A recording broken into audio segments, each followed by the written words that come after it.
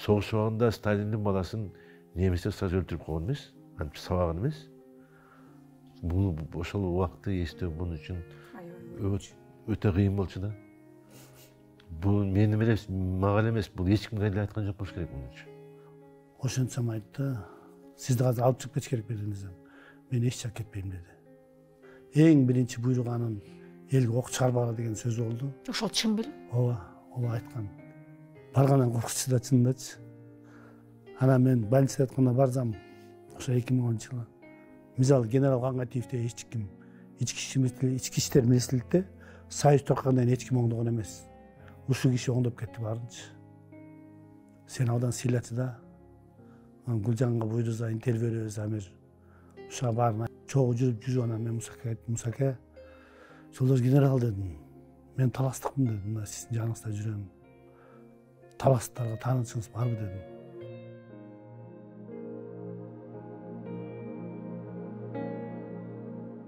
Көрүп калган жерде Мусакенин жанына келип турушуп, конокторун таштап коюп, ушу генералдын жанында болсок, колун кармап койсок деген ошо эле милиция кызматкерлеринин көп ошондой учурларын байкадым да. Да, ур токмок жеп эме болду, бирок Мусакенин эркектиги ошол таластагы окуя менен далилденди да. Мусакен сыйын көрдүм да, анан кийин тасма таркап кетти да. Момбеков деген кыргызда сөз бар да. Октун кандай экенин аткан кезде билесиң, достун кандай экенин саткан кезде билесиң дейт да. Дегеним таласта ошо таш бараңга алып атса дагы бул чыныгы генерал эле да. Неберемдин атын ушу Молдо Муса деп, Молдо Муса Ташболотовичтин атынан койдум. Духу менен ушинтип кыргыздын элдин тынчтыгын сактап, Тегереге төп келишкен бардык жагы 1 жыл өтүп кетти.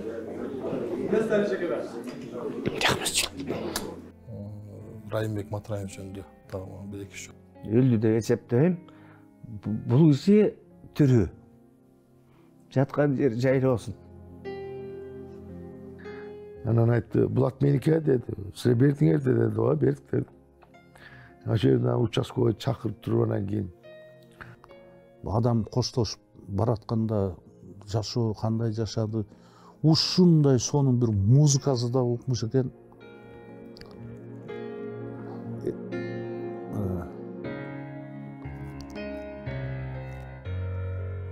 Эсте болуп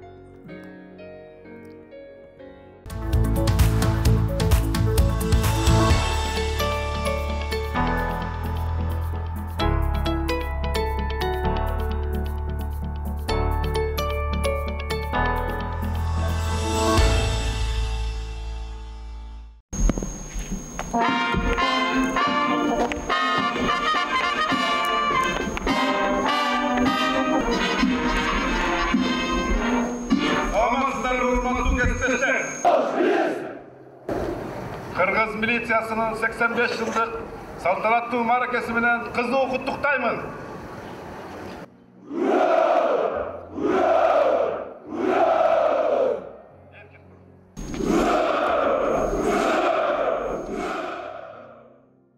Саламатсызбы?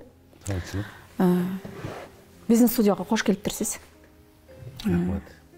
Кунус мырза, сиз менен башка өңүттө жакшылык жөнүндө айтып маек алсам болот эле. Тилекке каршы биз бүгүн Молдо Муса Каңгатиевди эскерип маек алып атам. Эмне үчүн биринчи биз сизди тандадык? Анткени дегенде Молдо Муса Каңгатиев менен сиз отурганда сизди аябай көп жыл айтчу да. Бизге тамашалап да айтып берчү, же мындай курч жактарыңызды айтып берген. Biz Kırgızlar adam казуу болгондон кийин гана жакшы жактарын айтып ошол эскерип отуруп калат экенбиз да. Деги эле мына ушул Молдо Муса Каңгатиев кандай инсан болгон? Молдо Муса Каңгатиев каза болгондон кийин мындай инсан жаралбайт дегендер болду да. Чын эле ошондойбу? Рахмат сурооңузга. Эми Молдо Муса Ташболотович жөнүндө айта турган сөздөр көп.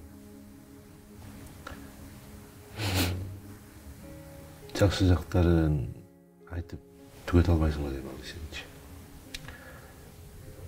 Мен ушу мурунку органдарда иштеген адам катары, ошол кишинин кол астында иштеген адам катары жакшы жактарын көп экенин баса берип айтып кетем да. ошол өзүнүн кызматкерлерине абдан бир жакшы мамиле кылгандыр. Ким экенине карабай ал бир сержантпы же бир офицерби же бир дебей ушул жердеги кемчиликтердин баардыгын канча жылдан бери бир кызматта иштеп акыйкаттык жок дегендерди өзү көзү менен көрүп келди алчы. Кайсы барбасынан. Эми өлгөн адам тууралуу, конечно, өлүп атканда биз эми кыргызбыз. Биздин салтыбызда бар өлгөн адамдын кандай адам экенине карап жакшы адам деп коебуз. Бирок бул киши чынында жакшы адам болгон да. Муну азыр эгерде ошол убакта иштеген, ошол кишинин убагында иштеген адам сотрудник, милициянын кызматкери болсо, азыр чыгып сурасаңыз дагы айтат да кандай иш болгончу. Ушундай бир ал балдардын үйүнө барып аш салып бербесе дагы, бирок ошол жасаган мамилеси менен, ошол талаптары менен ушундай эле мындай талапты да койгонду билчү. Анан бир сержанттан баштап ошол генерал-лейтенант деген наамга жетиш деген бул оңой нерсе эмес. Андыктан бул чынында жакшы адам болгон. Бул кишинин мен баса эле айтып кетейин, бүт жагынан, адамдык дагы, саясат жагынан дагы, искусство жагында дагы бүт маалымат түшүнүктөрү бар эле да. Эми искусство жагында деген бул спорт, туризмде кирип кетет да, бул киши өзү да кыдырганды жакшы көрөт. Бул кишинин баса эле айтып кетким келет, уйкусу жок эле да бул кишинин. Уйкусу жок эле.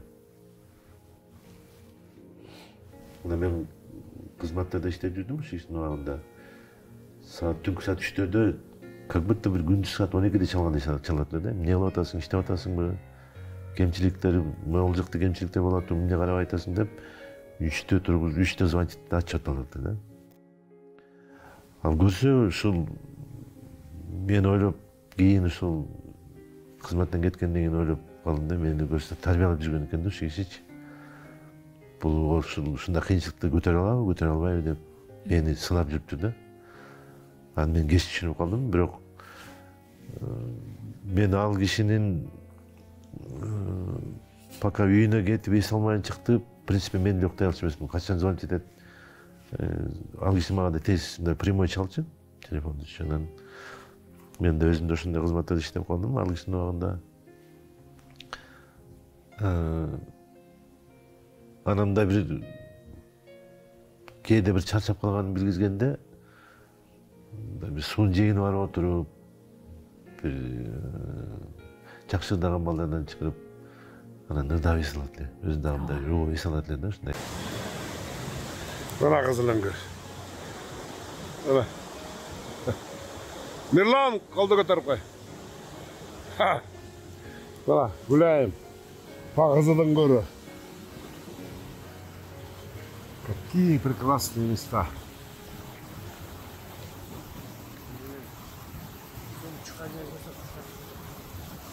Ya, bulak. Buna bulak.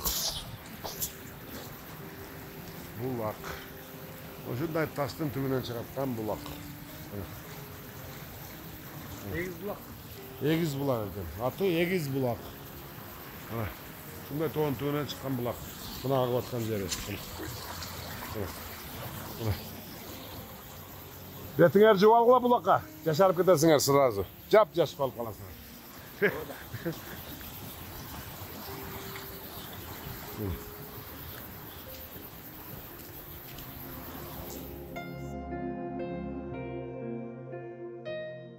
Анан мен ал кишинин жанында көп жолу жүрүп калдым. Эми иштебей калган күндөрдө кызматтан экөөбүздөн эле кеттик. Мен деле ушу 2010-жылы распределение чыктым. Мен эмне үчүн чыктым распределениеге? Биздин эгерде ошол убактагы бийлик генералды министр катары ошол кишинин талабын бир дагы укук коргоонун талашкан жок. Ал жерде анын бирден бир ошол жерде калып калганын себеби ошол өзүнүн кол астындагы адамдар барган эми ал жерге. Ошолорду кармалып калганда булардын баарын бошотуп мен калам деп айткан сөзүнүн өзү каякта жатат. Ал ошого барган. Ал ошол ушундай болоорун билген ал киши. Ошондой акыбалга түшөрүн билген. Бул киши ошол убакта өлгөнгө да даяр болгон да. Эми ал убакта билесиздер, сиздер уккан чыгарсыз. Өлдү деп кабар келген да. Анан мен ошондо ошол Ошто иштейт элем. Жол коопсуздугунун башчысы болуп иштейт элем, Саадыкы. Мен абдан мындай мез болуп отуруп калганда, кандай кылабыз мындай, эмне болуп атабыз, бизди дагдыргандай болот депчи. Министрди өлтүрүп атса деп аябай бир кыз чакалдап калганбыз. Анан мен ошол убакта бийликтин көңүл бурбай койгондон кийин, эгер министрге, генерал-лейтенантка ушинтип көңүл бурбай атса, биз кимбиз анда деген ой менен чыкпай койду такырчы. Бизди келип эле өлтүрүп кетсе деле, өлтүрүп кеткен деп эле биз галочка түшөт экенбиз, башка кимбиз биз анда, эч кимге керегибиз жок экен биздин деле деп. Мен ошол себептен иштебей койдум. Иштегим келбей калды. Ошончо деген тартипти жасап, ошончо деген милиция кызматкерлеринин аброюн көтөргөн адамга ошондой мамиле болгондон кийин, анда мен киммин деген суроо менен чыкпай койду такырчы. Мен киммин? Мен да ошол кишинин тарбиясын алып, ошто тартип кылам деп күн-түн иштебей иштегем. Керек болсо өзүмдүн милиция кызматы, өзүмдү иштеген милиция кызматкерлерин жаман көргөндөрүм болду. Кой силер андай кылып алай деп баштасын камаган күндөрүмө чейин жеттим ошолордун. Силер кылсаңар анда мен ким менен күрөшүшүм керек? Кимди тарбияга чакырам деп ошондойго чейин жеткем да. Анан ошол убакта ошол бийликтин колдобой койгону, ошол убакта мындай по факту иш козголуш керек болчу да, по факту иш козгоп, ошондой акыбалга жеткизген адамдар менен жок дегенде, ал эми преступление, конечно, бирок жок дегенде профилактикалык иш кылбаганды мени абдан өкүндүрөт да. Ал ким болбосун? Балким ал жаман адам чыгат. Балким ал эң мындай бир тескери адам чыгат балким. Бирок ага карабай анын кызматы бар да. Анын деген званиясы бар. Согуш убагында Сталиндин баласын немистер сразу өлтүрүп койгон эмес, антип сабаган эмес. Анан бизде ошондой акыбал болду, бирок эми азыр ошол өрөөндүн жигиттери чынында мен көп жолугуп калабыз, сүйлөшүп калабыз. Өздөрү ыраазы болушат. Анан чындап эле адам экен, чын кыйын адам экен деп мындай баа беришет да. Эми бул тарых. Чоң керек өзгөчө жетекчибиздин өзгөчө колдосунун негизинде бул жакын ортолуктан мындай кылып эскерип сиздерге маалымат берем деп оюма да келбепти да. Ошол мени өкүндүрөт. Өтө жаш кетип калды бул киши. Дагы жашаса болмок. Мен пенде, ажал айла жок. Мен даже өтүп кетти деп укканда да ишенген жокмун. Пока келип ушул эртең ойлойт дегенде жүзүн ачып карабадан кийин ошондо да ишенбейм да. Азыр тура калса да болбой жатат да. Андан кыйын адам, действительно кыйын адам болчу. Мындай чарчабаган, өзүнүн ишин абдан сүйгөн, кызматкерлерин абдан мындай бир, особенно жанагындай кыйынчылыкка кабылып, бир орундан жылбай же сержанттык составтан офицер боло албай жүргөн балдар аябай бооролойт экен. Эмне үчүн ушундай болгон депчи. Эмне үчүн карабайт. Анан бул кишинин бир жакшы жери бул регионго, то есть трайбалист эмес да. Регионго бөлбөйт эле. Сен тияктансың, сен бияктансың деп бөлбөйт эле. Бул ушул качествосы менен бүт кызматкерлерди жактап атайм. Азыр айтып атпаймынбы, азыр ошол убагындагы иштеген милиция кызматкерин любойун саңыз бирөө да жаман айта албайт. Эми балким сен быть хорошим не можешь дегенде, балким кээ бир иштей албаган адамдарга балким наказывал, чара көргөндөр. Эми ал ансыз болбойт. Анан баардыгын деп иштебегенде жакшы деп, иштегенде да жакшы деп айтыш кыйын. Ошондон ал иштеген иштейт, иштебеген иштебейт деп айткан да ал адамчы. бетке айткан, артыңа сүйлөгөн эмес. Бизден де кемчилик кеткендир балким. Но бирок мындай урушкандан кийин ошол урушкандан кийин ошол ишти оңдоп кетсең, ал ошол момент унутат да ошон үчүн. Ошондой киши да. Мен билбейм, менчи бир неординарный киши болчу бул кишичи. Ошо 2010 жылдан кийин ооруканага барып түштү. Кудан өмүрү бар экен, жакшы болуп кетти да. Ошол 2010 жылдагы таласта болгон окуя жөнүндө эч айтып берди беле? Аны айткан жок мага, чын айтсам. Мага айткан жок. Мага лично айткан жок, но бирок калк айтса калп айтпайт. Мен ал кишини кимден алып чыгып кеткенин да билем. Ал жерден кандай болуп чыгып кеткендерин да билем. Мен уккам ал жөнүндө, бирок өзүнүн өзүн уккан жокмун. Аны мага айтпаганы мен мындай деп түшүнөм да. Буну ошол убакытты эстөө бун үчүн өтө кыйын болчу да. Бул менин эмес, мага эмес, бул эч кимге эле айткан жок болуш керек муну үчүн. Ал моментте эч кимге айткан эмес болуш керек деп ойлойм да. Себеби ошол убакытты эстеш өзүнө эле кыйын болгон. Мисалы үчүн мен болсом да айтмак эмесмин аны эч кимгечи. Мен кантип айтам? Мен ушинтип анан кийин тагы жерде мына мен ушинтип урушту деп жазбалоодон даттанмак белем. Мен де айтмак эмесмин. Ошондон айткан жок мага жөнүндө. Ошо кыргыздар көбүнчө каза болгондо же жерге коердо. Ошол адамдын бир жакшы сапатын же аткарылбай калган сөздөрүн эстейт да. Ошо Молдо Муса мырзанын каза болгондо кандай кабылдыңыз? Кайсы сөзүн эстедиңиз?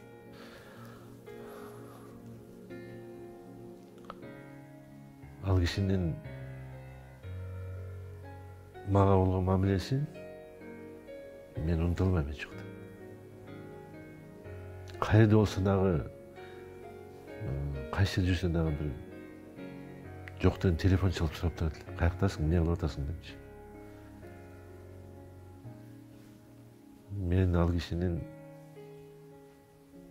бир эле сапатын же бир мага айткан сөздөрүн эстеп айтайын десем көп экен да магачы. Бул мен ушул убакта иштеп кетеримди же сездиби, же ошол жумушту тартып кетеримди сездиби. Анан айтып атпаймынбы, саат 3-тө звонить этет эле да, мындай, как будто бир саат 12-де же 1-де чалып аткансып иштеп атабы, бул же мени уят кылып бул көрсө мени уят кылбасын деп переживать этишкен да, уят кылып койбосун ушул депчи. Кээде түшүмө берет. Эмне деп кирет? Жол түшүмө келген экен.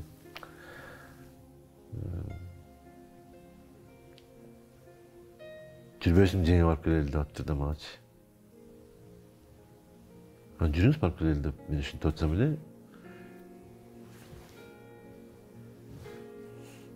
мындай барып бир Куран окуп келели деген ой болсо керек да, анан эртең менен туруп анан Куран окуп анан келчем айтып атпаймынбы. Бир кечинен жакшыраак тамак кылчы, бир Куран окуп коелу, ушу иши түшүмө кирип калды да. Ушундай моменттер көп болот. Андай кишини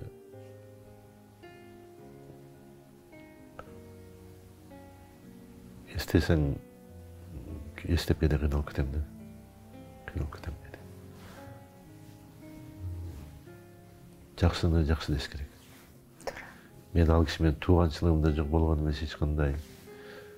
Өкүл бала иштеп жүрүштү, мен анда эч кандай өкүл атамды болгон эмес ал киши менен.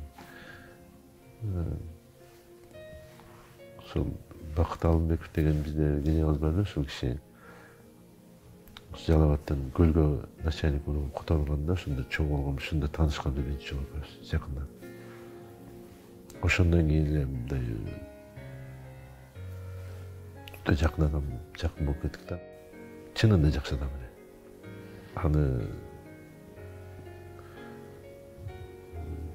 мен ал кишини унутуп калышым кыйын да.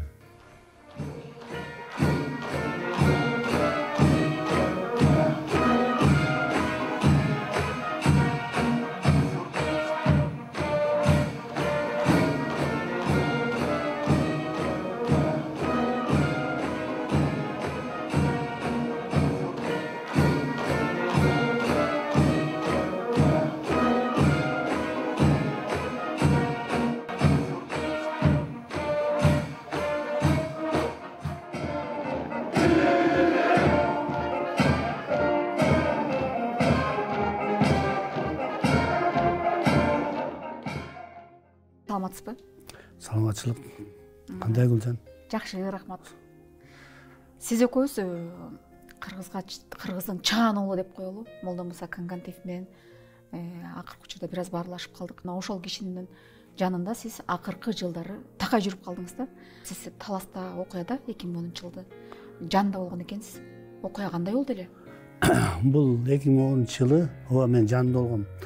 Бирок жанында болгондо мен 6-сында кеттим, 6-апрелде. Ал киши генерал 7-синде кетти, мен келдим.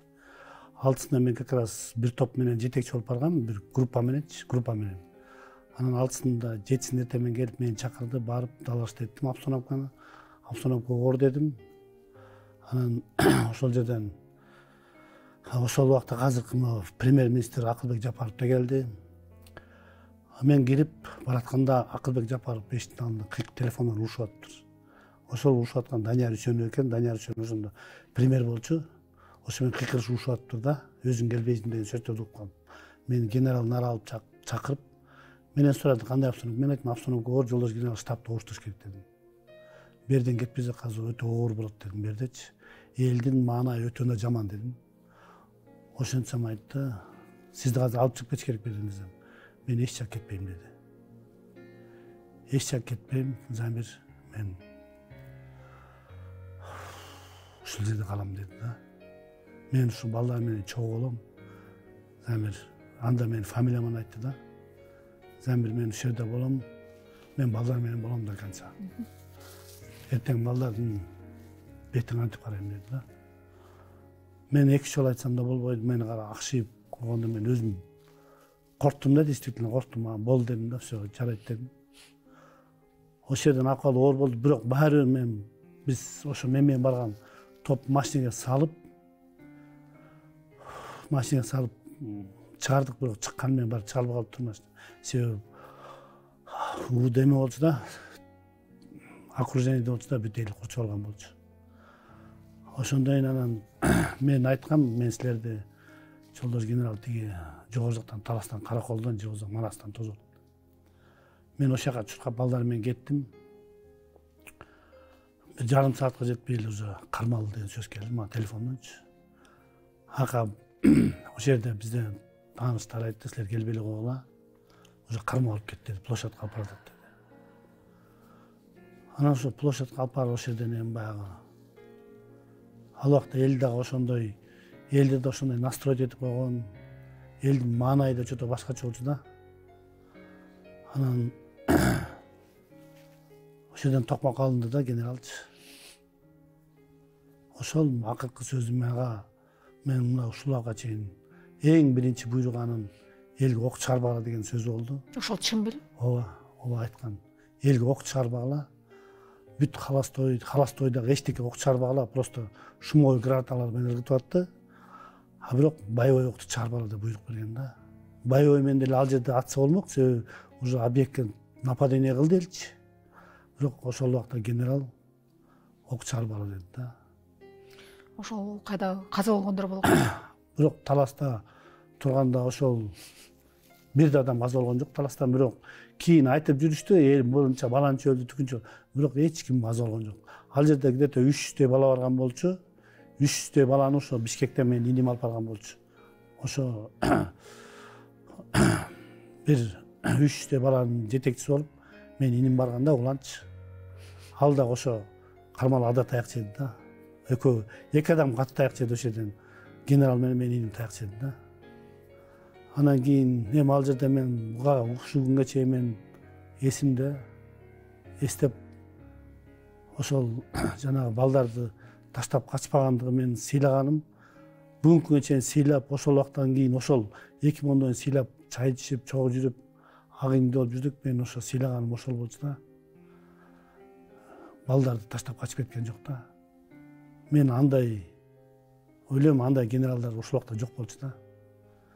Анын ордуна башкыр болгондо баарын сатмак. Себеби бизде милицияда, ички иштер милицияда биздин антыбыз бар. Купуя сырды сатмай жок дегенчи, сатпайт деген.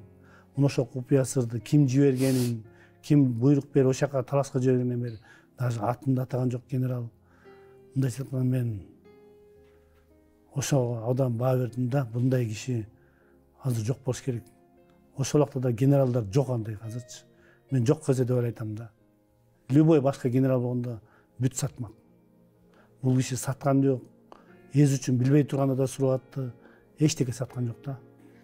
Генералдын акыркы экөөбүз көп сырдашчык, көп акылдашчык, көп сырларын айтчы.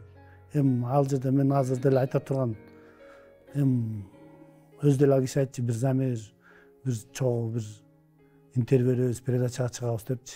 Көбүн ачыкка чыгарабыз депчи да. Мен көп сырын билем, көп нерсесин билем. Анан бул кишини мен дагы басып элегим келет, бул кишинин мындай баягы бизде айтып аттык го, эркекчилик жагы көп болчу да. Эркек болчу да. Мага ошо акыркы отуруп чогуу жүргөндө айтып калчу да. Мен тамашалай берчимин деди. Мусаке, мени да чоңойтпой койдуңуз, мени мынтпей койдуңуз десем эле, ошондо өзү күнөөлүү болуп ошону айтчу да. Замиш деп койчу, замиш, мен ого бийликке келгенде кичине көзү да май басып калат экен. Мен ушунан кошоматчыларды, саткындарды мына кийин билдим депчи. Ошо кошоматчыларды мен ойлоп турмба, жакшы мамиле кылып, жакшы эметип атсам, бул мен жакын адамдарымга жакын болот го десем, көзү башкача экен жашоодо. Мен ал Мусакени сатып кеткендерди дагы ким кандай кылганын баарын билем да. Экөөбүз сырдашып отуруп көп нерсени айтчы. Бирок азыр өтүп кетти ал кишинин көзү. Аны азыр кереги жок да, өздөрү билет. Өздөрү ичинен жүрөктөрү эметет болуш керек ушуларчы азырчы. Сатып кеткендерчи. Сатып ошо ооруп атканда дагы качып, ошо телефон чалгандан коркушуп.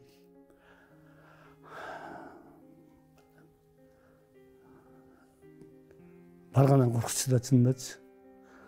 Анан мен больницага жатканда барсам, ошо 2010-жылы. Ошо кичине эзине келиптир. Айтты да магачы, Замир кет, сен да эметип калдың депчи. Күнөөлүү болуп каласың, Замиш келбе, кет, мага келбе деп. Бак ушунду айтты эле да. Больницага барсамчы. Эми андай киши билбейм. Азыр андай генерал ички иштер министринде жара болобу, болбойбу. Мен ойлойм андай киши жок го азырчы. Баягы биз көп нерсени өлгөндөн адамдын көзү жокто билебиз, көзү жокто бактайбыз. Анан мен ойлойм азыркы күндө мынакей ошо генералдар клубу деп коет, генералдар клубундагы ушу Молдо Муса Каңгантиев ачып, ошо клубту дагы ушул эметкен болчу да ошол киши. Мен ойлойм ошол жерде азыр генералдар деле уялса, бети болсо, ушу клубтун атын ошо генералга берип койсо, абдан сонун болот эле да. Ушу генерал Каңгантиевдин клубу, клуб имени генерал Каңгантиев деп койсо да абдан жакшы болот эле да. Бизде да ушундай ич тарлар, көрө албастыктар көп да. Мен ачык эле айтайын, татыксыз генералдар көп биздечи. Ошол убакта болгон. Татыксыз сатып алган баары. Генералдар көп. Анан менен акырын айтарым ошол кишинин эмеси, мен дагы бир сыйлаган жерим бул киши кийин сакайып жакшы болгондон кийин деле кадыр баркы күчтүү болчу, кадыр баркы бар болчу. Мисалы ошол жактан деле мен айтчы, мен Мусаке депутат болбойбузбу? Бир барып сиз акыйкат сөзүңүздү сүйлөп, мынакей көп кемчиликтерди көрдүңүз, көп жок нерсени, кемчиликтерди көрдүңүз, ошонун баарын ачыкка чыгарып бир кыргызга бир дагы бир өзүңүздүн эмеңизди көрсөтүп койбойсузбу, кызматыңыз десем. Ошо айтты да, Замир деди, 2014 беле по-моему, Замир деди, ак барып мен кнопка баскыч болгум келбейт деп айтты да. Мен министр болдум, генерал болдум, ушуга эле Кудайга шүгүр ден соолук болдум. Анан ошол убакта как раз жеңеше ооруп аткан болчу. Ошол кишиге да абдан эметти да. Ошол жеңең жакшы болсо анан көрөбүз дечи да. Анан ушу бийликке умутулбаганы мага жакты да. Азыр мына кийинки генералдар, ошо мурунку ошол убакта генералдар кайра эле генерал болуп эле кайра бийликке эле умутулуп атпайбы, кайра эле депутат болсом, кайра эле буга чейин эчтеке кыйратып кылган эмес. Мисалы генерал Кангатиевди эч ким ички иштер министрликте союз таркаганда эч ким оңдогон эмес. Ушул киши оңдоп кетти баарынчы. Ички иштер министрликте баткактан алып чыккан ушул киши болчу. Ошондой заслугасы жок, ошондой эмгеги жок генералдар ошо мурунку кеткендер дагы эле бийликке чуккап жүрбөй умутулуп, дагы эле бийликке келсем депчи. Кылган эчтекелери жок. Ошол убакта эми ачык эле айтканда свадебный генералдар да баардыгы ошол убакта алгандарчы. Жаман көрсө жаман көрсүн, таарынса таарынсын. Эгер таарынан билсем мен беттерин айтып коем. Кандай кылып алганын да генералдычы. Анан эми мына Гүлжан биз экөөбүз ошо Мусаке аркылуу таанышып, сен мына берди иштетип эмгектенип атасың. Билем сенин да патриоттук жайыңды сен абдан сыйлачы да. Гүлжанга буйруза интервью беребиз амир. Ушуга баарын айтып чыгарабыз баарын. Тарыхта калсын депчи. Анан мен ойлойм ушу азыр деле баягы илгери биз союздун убагында жанагы баягы союздун убагында генералдарды, мына бизде өзүчө Чолпонбай Баатыр бар. Ушулардын эмес мына Мусакенин деле мисалы бул кишинин деле ошо патриоттуулугун, баатырлыгын, эл жүрөктүүлүгүн кийинки муундарга айтып үлгү кыла турган көп нерселер бар да. Ошон үчүн эми ал киши жок, эми айыл жок, эми эсте калды, просто жакшы нерселер эсте калды. Эми менен Гүлжан азыр айта турган эми ал кишинин айткан көп сөздөр бар. Экөөбүз мына почти жума сайын эмес, 2-3 күндүн биринде жолугуп чай ичип турчук, көп нерселер сүйлөштүк. Көп кемчиликтерин айтчу. Ошо сатып кеткендерди, сатылгандарды, кошоматчыларды мен алардын аттарына чейин билем. Ким экенин билем. Бирок Мусакен акыркы жолу айтканда 2021-жылы туулганында айткан сөзү бар. Замир алар да аман болсун деген. Пускай алар да аман болсун. Билбейсиң. Я Замир. 4 сааттан бери тосуп атасың. Эмне аласыздар? Сизге Эртең келсең болбойбу? эртең да келебиз. А сен өзүң эле жалгыз калгансың. Саат 12-ден башталды Мусаке, сиз Жок. Ал туулдум мына 4 саат болду. 12-ден баштап мына 4 болду. Сен жалгыз эле калгансыңбы? Мен билбейм. Мен сиздин либинчектериңиз жок го сиз. Муну сен бирөөгө көрсөтпөгүн запистерди. Эмне көрсөтпөйсүз? Көрсөтөт барды. Азыр бүт ачыкка чыгаш керек Мусаке. Бардык эле Бүт ачыкка чыгаш керек. Ошолор да аман болсун а өкөм. Сенин айткан сөздөрүң. Сенин мен 12-де туулсам келип жанында турганым үчүн. Бул деген сенин бийик адамгерчилигиң. Senin ata balası degen büyük sözdür. Meslek hep razı bırakçılar.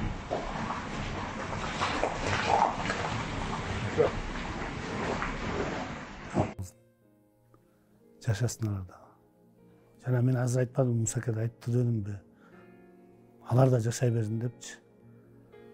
Мен бир гана суроом ушул болду. Мен ошону угуп тагдан канаттандым да чогуу жүрүп анан мен Мусакеге айттым, Мусаке, Жолдош генерал дедим. Мен таластыкмын дедим. Мына сиздин жаныңызда жүрөм. Таластарга таанычыңыз барбы дедим. Сөздөм ойлонуп, мындай күлүп туруп, таластарга таанычым жок деди Замир. Бул ошол себеп может мени мына бүгүн мына көкөшүн чай ичип отурабыз деди. Эгер ошол себеп болбогондо сен да мен менен түрмөдө отурмаксың деди. Анан мен ошондо ыраазы болдум да, значит, кек сактаган жок деп, себеби Таластан дагы, Таластын жигиттери да келип, бияка келип чай беришип, чакырып, коноктоп турчу да.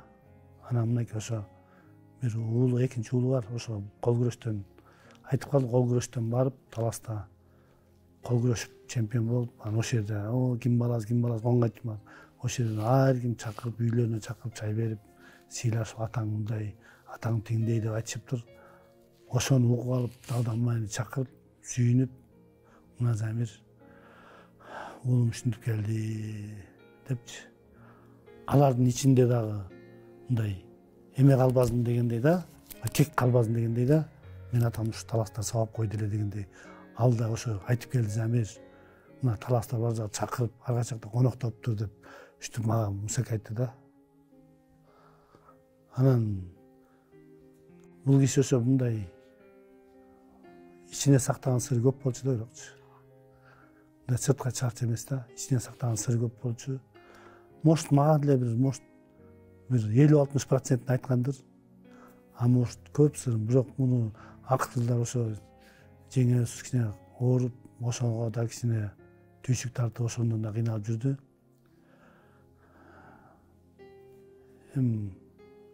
Бул кишини жөн эле мындай сот 16-18-жылы бүттү. Сот 18-19-жылы бүттү. Ошо сотуна да баардык сотторуна, баардык процессине катышып жүрдүм. Ошондо деле мага айтчу да, эмне сен эле калдыңбы Замир депчи. Жашоо ушундай экен деп койчу да.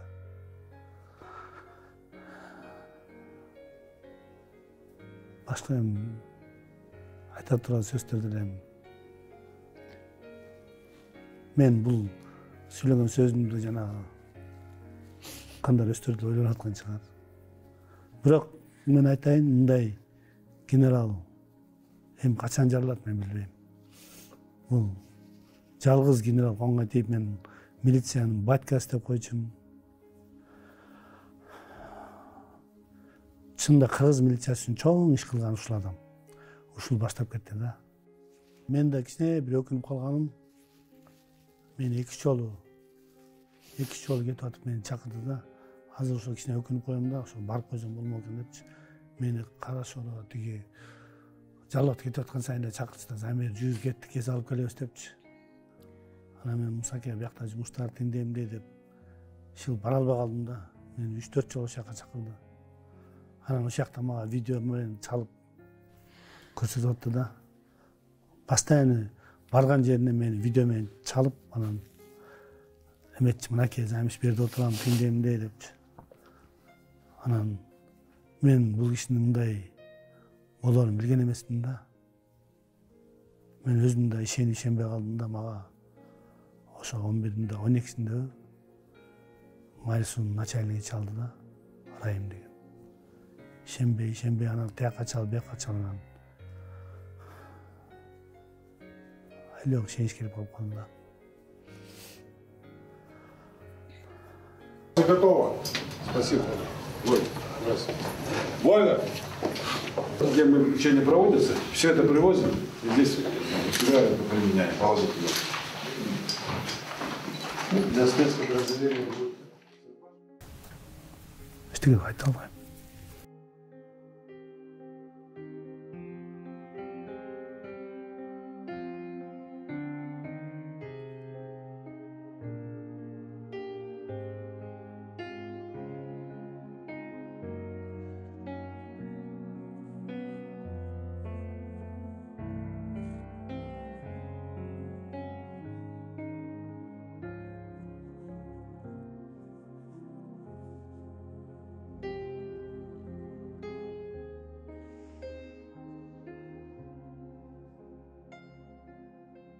Акыркы отурганыбыз ошо болду да, баягы сен мен чогуу.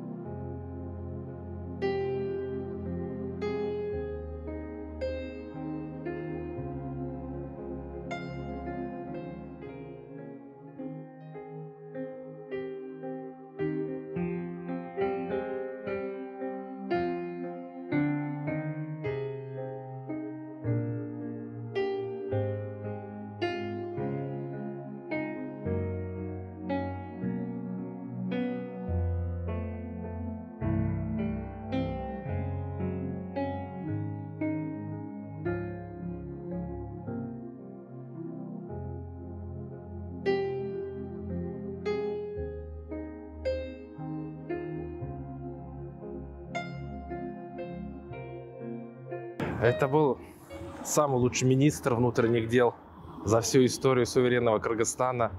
Это был человек, который по-настоящему любил свой личный состав, проводил все необходимые реформы.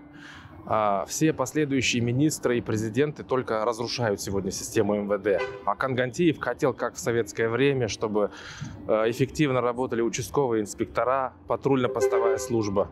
Он даже перед поездкой в Талас, мы разработали проект закона о полиции. Это было 4 апреля 2010 года. И вот вы видите, что за 12 лет бездарного правления временщиков ничего не сделано. Милицию разрушают, уничтожают, вытирают об нее ноги. К сожалению, даже на сегодня, спустя 12 лет, виновные в покушении на убийство государственного общественного деятеля не наказаны. Хотя это министр. Вы представляете? Это же чудовищно просто. Генерала МВД взять в заложники, покушение на убийство совершить, взять выкуп. И до сих пор эти лица даже не привлечены к уголовной ответственности. Пока люди, которые виновны в смерти Конгантиева, не будут наказаны, об милицию будут вытирать ноги. Поэтому вот задача будущих поколений – добиться, чтобы все были наказаны по закону. Этот человек умер очень рано. Он столько бы еще дел сделал для народа, для страны, для милиции. У него было огромное количество планов. У него было блестящее образование. Такой...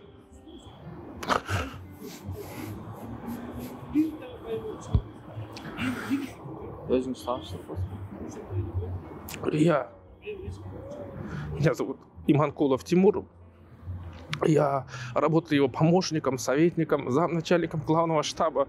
Вот все это время, с 2008 по 2010 год, когда он был министром. Видите, какой молодой. Такой молодой был. Так рано ушел. Ему нет равных в МВД. Нет равных. И никогда не будет равных. Он столько сделал за 2 года, столько построил зданий, столько домов, увеличил оклады милиционерам. Он действительно хотел поднять нашу милицию на уровень вот советской милиции, российской, немецкой. Дай бог, чтобы у нас когда-нибудь еще был такой министр. Кыргыздын белгилүү инсаны чыгаан генерал осы Молдомуса Конгантиевдин каза болгонуна 1 жыл толуптур. Ошол эскерүү маегине чыгарып калдык. Биз ошол маекти алардан мурун баарын талдап, кимдер менен жакшы эле, кимдер менен кандай мамиледе болгон деп туруп, ошол тизмеге сиз да бар экенсиз. Ошол Муса байкебизди, Муса акебизди эскерүү маегине айрымдар келбей да коюшту да.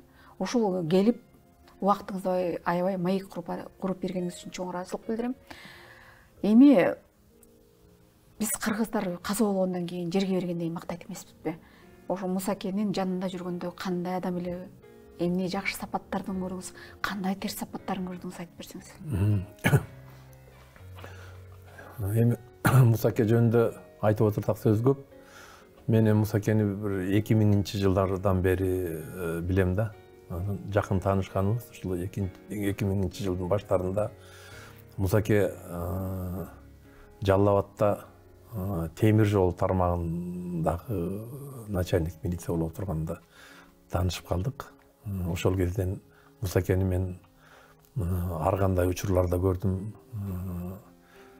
Чоң жумушту ээлеп отурганда да көрдүм. Чоң жумуштан түшүп калганда да ошо жанында болуп ошондо көрдүм. Ошо Муса акенин эң жакшы сапаттарынын бири бул кандай акыбалда болбосун да ошол өзгөрбөгөндүгү. Муса акем начальник УВД министр да болду. Отставкадагы да генерал болду, өзүңүз билгендей. Ошондо деле ошо Муса акенин негизги сапаттары өзгөрүлгөн жок. Ошол адамгерчилиги, анан эркектик сапаттары такыр эле өзгөрүлгөн жок. Ошо бир калыпта кала берди да.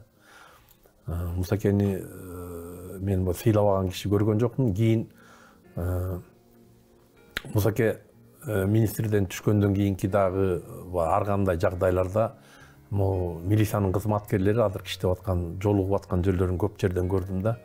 Ошондо жүрөк жырытарлуу бир моменттер болуп калды. Ошондо көрүп калган жерде Мусакенин жанына келип турушуп, конокторун таштап коюп, ушу генералдын жанында болсок, колун кармап койсок деген ошо эле милиция кызматкерлеринин көп ошондой учурларын байкадым да. Так Мусакен менен ак эне болуп чогуу жүрдүк, ошол адамдык сапаттары өтө бийик эле да Мусакеники. Ушу жанында сиз да көп калып жүрүп калган турбайсызбы? 2000 жылдардан бери ошо ойдон биз кол үзгөн жокпуз, ушу акырына чейин. Бизде традицияда болуп калган жаңы жылдын астында бири-бирибизди куттукташып, бирок 1-январда биз обязательно жолукчу элек. Жолугуп, ошо жаңы жыл менен бири-бирибизди куттукташып, ошол көп жылдар ошондой чогуу жүрдүк да. Акыркы жаңы жылга чейин ошо чогуу болдук да. 31-нде дагы бири-бирибизди куттуктаганбыз. Ана 1-январда ошо акыркы жолу 1-январда биз чогуу болдук эле да. Андан кийин тиги жеңесин ашын бергенден кийин анан айылга барам деп кетти. Анан ошол бойдон биз көрүшпөй калдык да. Тилекке каршы. Ошол көп адамдардын маек алып, маектин сырткарыда сүйлөшүп аттым да. Сырын ачпаптыр да. Ооругандагы сизге кандайдыр бир нааразычылык же бир жакшы пикирлерин айтты белем. Мен бир да жолу ар кандай абал болду да, сиз билесиз да. Ошондо да Мусакен бир да жолу ушу турмушка таарынып же болбосо бир кандай таарынычын айтканын мен мындай өз көзүм менен уккан жокмун. Кийин ушу көзү өтүп кеткенден кийин ошондой баамдашымда ошо жүрөгү ооруп эле жүрүптүр да, көрсөчү. Мындай ооруп эле жүрүптүр да. Эми бирок Мусакен өзү мындай майрам киши эле да. Жанында жүргөндө такай человек праздник деп коет орусча айтканда. Ошондой эле да, обязательно жакшы тамакты жакшы көрчү эле. Анан Мусакени ыр коштоп жүрчү эле. Анан өзү да кыяк чертчү, өзү да. Анан бирок көп ушу артисттер менен чогуу өткөргөндү жакшы көрчү эле да Мусакенчи. Өтө сыйлачу эле, ушу чыгармачылык кишилерди өтө жакшы сыйлачу эле.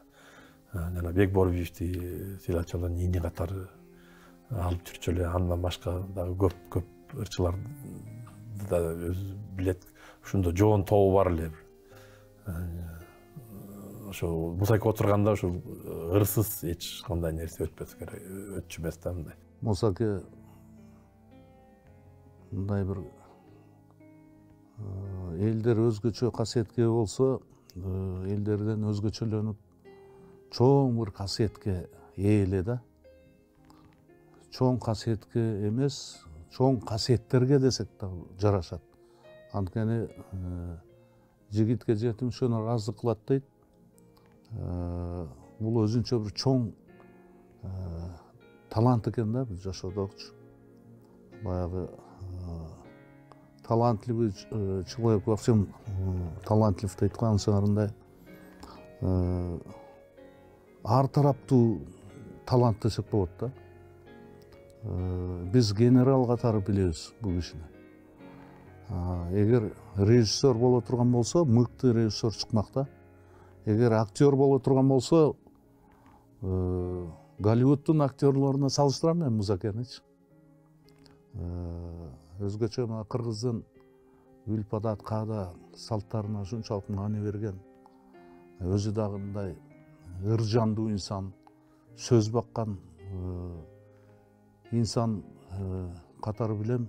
Ушунчалык бир мисалы ыр жаатында ырларга эмес, оонуна дагы аткаруучулук чеберчилигине, ырчын эле эмес, ошол инструмент коштоп берип атсаң, кантип коштош керек болсо каталарыңды оңдоп да койчу да. Бул киши как будто мурда бир муз школаны бүтүп, анан муз училищаны окуп, анан институтту бүтүп, анан консерваториянын аягында бүткөн сыяктуу ушундай бир анча начитанный, грамотный инсандарды керек болсо ошолорго бир мындай замечание кылып, туура жагын көрсөтүп койгон ушундай касиеттерге дагы ээ болчу да бул киши. Өкүнүчтүү ушундай инсандар эрте кетип калганы. Анан кийин ошол өтүп кеткенден кийин мен байкап калдым, ошо жүрөгү ооруп жүрдү. Мында жеңе да көп жыл ооруду, ошондо да ушул Мусаке ошону да билгизген жок да там кайгы. Жүрөгүнө каткан экен. Жүрөгүнө катып, ошол жүрөгүнөн кармаганы менин оюмча ошол мындай көтөрүлгүс болуп калдыбы дейм да ошону. А бирок чет жака тегеректескени биз мындай 3-4 күн деле чогуу болуп, чогуу жатып, имеется в виду конокко барганда, же эме болгондо чогуу жүрүп, адамдын сыры бир болбосо да бирде чыгат да, эгер жүрөгүндө кайгы болсо, эмне болсо. Бирок ошону мындай терең жашырган сыяктуу болуп өтүп кетти да. Мен кийин ошо анализдеп отурсам кийин байкап калдым, что жүрөгүндө мындай чоң эле түйшүк оор болгон да, Мусакегечи оор эле болгон. Ошону билгизбей жүргөн да, билгизген эмес да. Бирок деги эле бир жолу да аттанган мен деги эле ооз-оозунан уккан жокмун. Өзү ооруп да жүрдү, анан акыркы жолу больницага жатты да. Давлениясы такыр давлениям деп такыр айтчу эмес. Анан акыркы жолу ошо күзүндө больницага жатканда, милициянын ооруканасында жатканда, ошондо биринчи жолу мен давлениям көтөрүлдү деп анан көпкө чейин давлениясы түшкөн жок. Ноябрь айы беле, ошо декабрга жакын жатып чыкты. Менин оюмча ошол жерден давлениясы түшпөй эле ошол больницадан чыгып кетти дейм да. Сиздин ошо айтпай же Мусакеге айтпай калган сөзүңүз болду?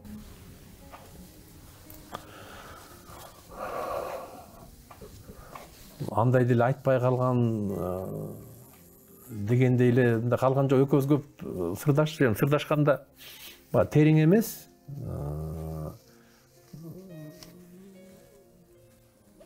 Мындай чечмелеп деле мындай көңүлүн деле бузгун келбейт да. Жеңе көп жыл ооруду да. Анан жолкканда эле жеңе кандай деп эле сурайсың, анан мындай чукуп же эмне болду деп да сурабайсың. Анан 2010-жылдан кийинки жанакы баарыбыз деле билебиз, ошондойн деле мындай көңүлүн түшүрбөйүн деп эле ал темага да мындай кайрылып келгим келбейт. Бирок өзү деле мындай мүмкүнчүлүк болду. Биз эми Жалал Абадка канча бардык, Ошко канча, Майлы сууга канча бардык. Же болбосо бир жерден деле Тарел экөө жашачу да. Анан үйүнө мен бат-баттан эле барып турчумун да. Бат-баттан барып отурган жерлерден көп эле мындай жалгыз калып сүйлөшө турган моменттер көп эле болду. Мындай терең. Бирок өзү мындай эмеге жол берген жок да, мындай ачылып эме болгонгочу. Анан мындай бирок мен да мындай чукуп сурап, ага да мындай даап эме көңүл ооруткум келген жок да. Бул эми жеңе боюнча да аябай көп түйшүк алды да, жеңе боюнча. Жеңе ооруду, көп жыл ооруду да жеңечи. Ошол жерде аябай түйшүк берди. Баары бир тең болду да, жеңенин оорусу Мусакеге менин оюмча бир тең болду да ошолдочу. Менин оюмча Мусакени допустим эме таластагы ошол да уртокмок жеп эме болду, бирок Мусакенин эркектиги ошол таластагы окуя менен далилденди да, негизичи. Ошол жерден өтө чоң далилденди десек болот. Ошол жакта мындай жалпак тил менен айтканда ошол Мусаке ошол жерде мындай эркек катары акырына чейин эркек катары туруп бергени элдин баарына маалым болду да. Биз баарыбыз билдик да. Ошо Мусакенин чынык анык генерал экени, анык милициянын генералы экени ошол жерден билинди да. Анан калган жана уртокмок калгандар эми эл оозунда элек жок деген сыяктуу Мусакени сыртынан билбегендер баягы саясатка аралаштырып баягы сүйлөгөндөр көп болду. Бирок анын артында мындай чындык жок да, баягы чындык жок сөз жеңил болот. Жөн айтылган бойдон эле учкан бойдон жоголуп кетет да. Бирок менин оюмча Мусаке мындай Мусакенин тирүү кезинде эле жакшы сөздөр Мусакеге көп айтылып, ал жагынан Мусаке кем калган жок. Мусаке отурган жерине Мусакенин 3 киши отурса 3, 5 киши отурса 5 же 10 киши отурса 10, оно тең ушу Мусакени мындай кумир катары карашып, өтө сыйлаган кишилер отуруп, мындай жанында мындай башка көз караш менен отурган кишилерди мен көргөн жокмун да там. толук эле сүймөнчүлүккө ээ болуп өзлөрүнүн кесиптештеринин арасынан деле ошондой болду. Мен айтып атпаймын, ана кээ бир жерде отуруп калсаң башка компанияда башка милициянын бир кишиси болобу же болбосо коллектив менен отурган болобу, ошолор обязательно келип Мусакенин бир саатын алышат да. Биз менен сүрөткө түшүп коебузбу, биз менен тигинте милициянын мындай любой кызматкери, рядовой составтан баштап мындай тиги офицерлерге чейин ушу бирөө да бир да жер ушу Мусакенин мындай кое бербеген болду. Ал жагынан Мусакеге мындай толугу менен ал тирүү кезинде эле алды, менин оюмчачы. Мындай артынан эле баягы жамандап тигиндей мындай деп калып калган жок. Ушу Мусаке каякта болобун. Эми там, допустим, любой чайханага киши көп жерге киргенде эле Мусакеге обязательно бир кишилер келип рахматын айтып, сиз чыныгы генералсыз деп айтып кеткен обязательно. Это мындай турган иш болду да. Ошон үчүн бул жерине мен ага кошулбайм. Мусакенин тирүү кезинде мындай толугу менен баягы элдин рахматын өзүнүн эмесин алды. Ал жагынан мен күбөмүн агачы.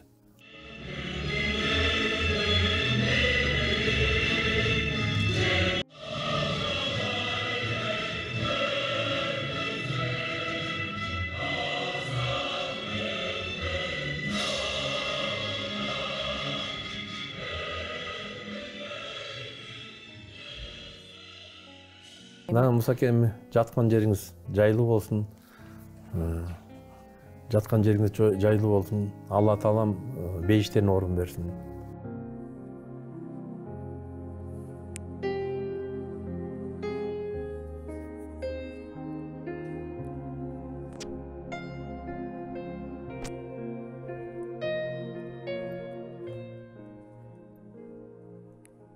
Ал кишинин түрүндө аябай эле азыркынын тили менен айтканда хайп болдуңуз. Ошондон баштап бериңизчи. Эми мындай, бир ирет ошо чай берип калды. Кырс келди, келчи, мен өзү колу менен сага бир чай берейин, өзүм колу менен бир шорпа жасап берейин, аш басып берейин деп анан шаардын четинде кой таш жакта бир дачасы бар экен. Ошол дачага бардык. Анан албетте тиги Нурлан Турсункулов мен барган жерге алдагы барат. Ал Нурлан Турсункулов тиги бала кезден доспуз. Башка прокурор менен. Анан Молдо Муса болчу, ал экөө аябай жакшы болчу. Акыркы кезде өзү тамашалап койчу, мен жаңы жумушта жүрөм, тиги Нурлан Турсункуловдун шопуру болуп жүрөм дегенде бол. Экөө мындай экс немелерден эр шалкак жүргөн ушулардан анан бардык ошол шаардын чекесине дачасына барып, анан аябай сонун кылып туруп, аш кылыптыр, шорпа кылды, өзү төргө отургузуп, сыйлап, тигинтип, андан кийин ошол жерден видеого тартып эместеликке дейм. Ал кимдин кандай иши бар? Биздин ким менен отурат, каерде чай ичип атабыз дегенде анан жакшы отурдук, сүйлөштүк. Мусакенин сыйын көрдүм да, анан кийин тасма таркап кетти да.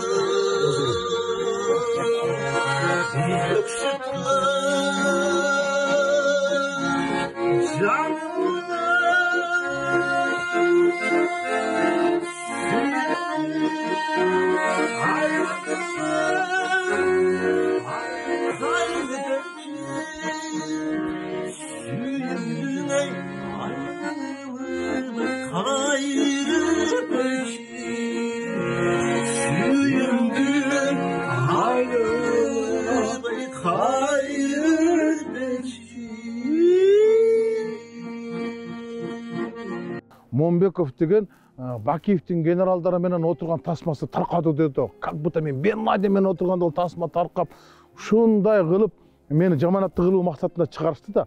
А бирок мен комментарийлерди окусам баары мактап атат. Баары айтып атат, ырасыры болуптур, бул эмнеге отурбаш керек? Мен ким менен чай ичем, кимдин кандай иши бар? Анан ошол менен тим эле чер жазып, ырчыларды алып барып ырдап отуруп, ошол ырдап аткан ырчы ошол аккордеон тартып отурган биздин жана тасмада ырчы бүгүн жогорку келсин деп атат. Кунду Сулайманов. Ал деле досум. Мен эмнеге алар менен чай ичпешим керек, эмнеге отурбашым керек?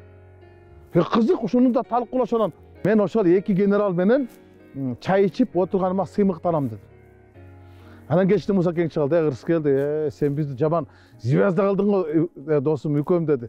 Бир келчи, мен будан да башка чай берем деди. Анан келип. Могу Рыскелди Момунбеков жөнүндө айтып калды мага, бир барсам анан шамдан келип кеттик деп. Анан кийин кичине интернетке эме болуп кетти, баягы сүрөткө түшкөндөрү,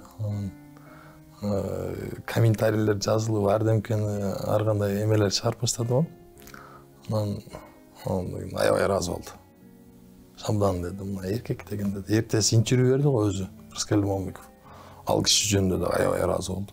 Эркек деген ушундай болуш керек экем депчи, инем деп. Мындай жалганды жактырып жүрчү эмес. Кошоматты ошо жанына жолотчу эмес. Анан өзгөчө мүнөздө эме карап көрсөңөр, аялы рахмат болсун, өзү рахмат болсун, 10 жылдан ашын төшөктө жатты. Өзү жанында жүрүп тамам бир карады. Бул эркектин үлгүсү, күзгүсү да. Анан өзү деле айтып калчы. Рыскелди экөөбүздүн бир эле окшоштугубуз деп, сен Атамбаев сатпай тепки жеп атасың, мен Бакиев сатпай тепки жедим. Анан кыргызда сөз бар да, октун кандай экенин аткан кезде билесиң, достун кандай экенин саткан кезде билесиң дейт да. Туурабы? Дегеним, таласта ошо таш бараңга алып атса дагы өмүрү акыркы күнүн көрүп атабы, ушундай коркунучтун акыркы мүнөттө турса дагы сага ким буйрук берди алдатканга айткан жок. Саткан жок. Ошол чындык менен кетсе, мен сатпашым керек дегенде, бул чыныгы генерал эле да. Мен эме ким жакшы көрөт, ким жаман көрөт кеп ада эмес. Азыр ушул интервьюда айтышат чыгар, Момунбеков деген интимит атадычы. Бирок мен ал киши менен табакташ болуп, насиптеш болуп, жакшы мамиледе болгону мен сыймыктанам. Кыргыздын мыкты генералдары болчу. Мен канча ички иштер министринде иштеген туугандарым бар, досторум бар, милициялар бар. Бардыгы жөнүндө жакшы пикирде. 99% Мусаны жакшы адам болчу деп айтышат. Анан мен неге ошондой жакшы адам менен чай ичип койсо мен террорист болушум керек, мен түк түшүнбөйм да. Мен ал менен неге жаман мамиледе болушум керек? Мына ошол эле менин жакын досторум бар, ошон мына ушул Айбек, ушул Нурландарды айтып кетпедимби? Жакшы мамиледе болгондо анан кандай күндө болгон күндө деле Муса аке мындай депутат болсо деле күчтүү депутат болмок, мындай Кыргызстанга залакасын тийгизбеген, зыян келтирбеген адам бойдон кете берди, жашаса болот эле. Бирок жакшы көрөт эле да, жаратылыштын койнунда, боорунда отургандачы мынагы Кызыл үңгүрдө даже күндүзү свет күйүп турат экен. Свет бекер экен, свет өздөрүнүкү экен. Түнү менен күйүп турат. Күндүзү дагы күйө берет экен. Каждый полчаса жамгыр сөйлөп турат экен. Каждый полчаса. Адамдар көп десе алгандар. Кудай беришет экен деп алышы. Дагы азыр жамгыр сөйлөп өттү.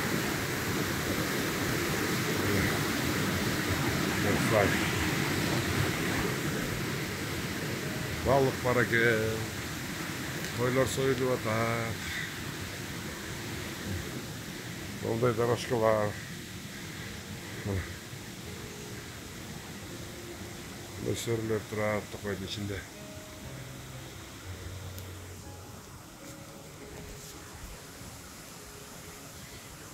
Мында свет турат.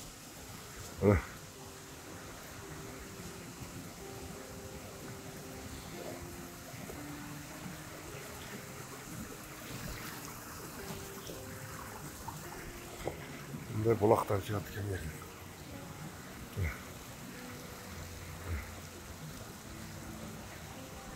Такая вот природа. Өкүл баласы Айбек Карымов өзүнүн чыгармачылык концертин боргемиктердин борбор болгон тер жайлоосунда өткөрдү да. Ошол жакка тиги досу Курманбек Темирбаевди алып, үй бүлөсүн алып, бааларын чакырасың, баары менен барып ошол жакка чейин барып, ошол жактан биз жакшы отуруп не болгонбуз да. Мен үчүн бул киши, мен үчүн бул киши дагы деле түрү. Мен үчүн бул кишини эч качан өлдү деп эсептебейм да. Өлдү деп эсептебейм. Бул киши түрү. Жаткан жер жайлоосун.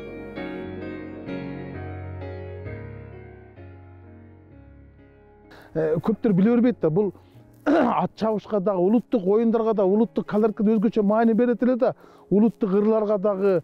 Анан Көкбел Федерациясынын президенти болду да бул. Мусакен жөнүндө сөз айта берсек көп. 2018 мен Ошто Нукатта көп чоң булак бердим.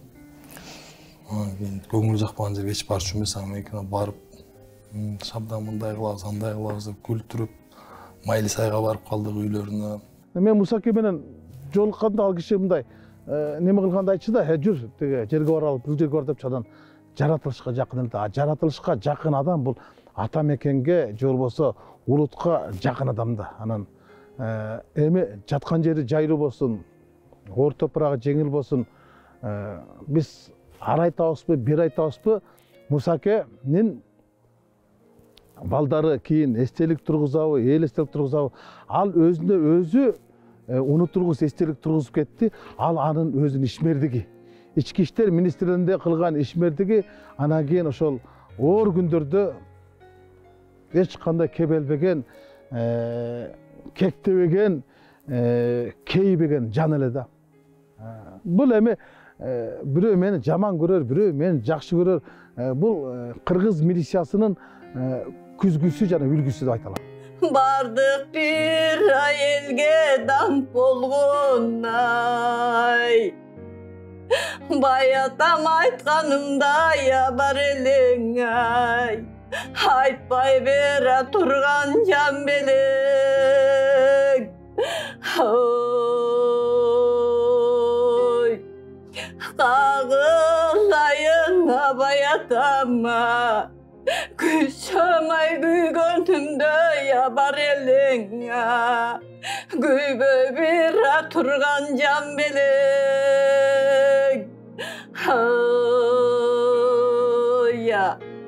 Алтындан күрөгөн ай, баятамай сайына күлүксүрөгөн.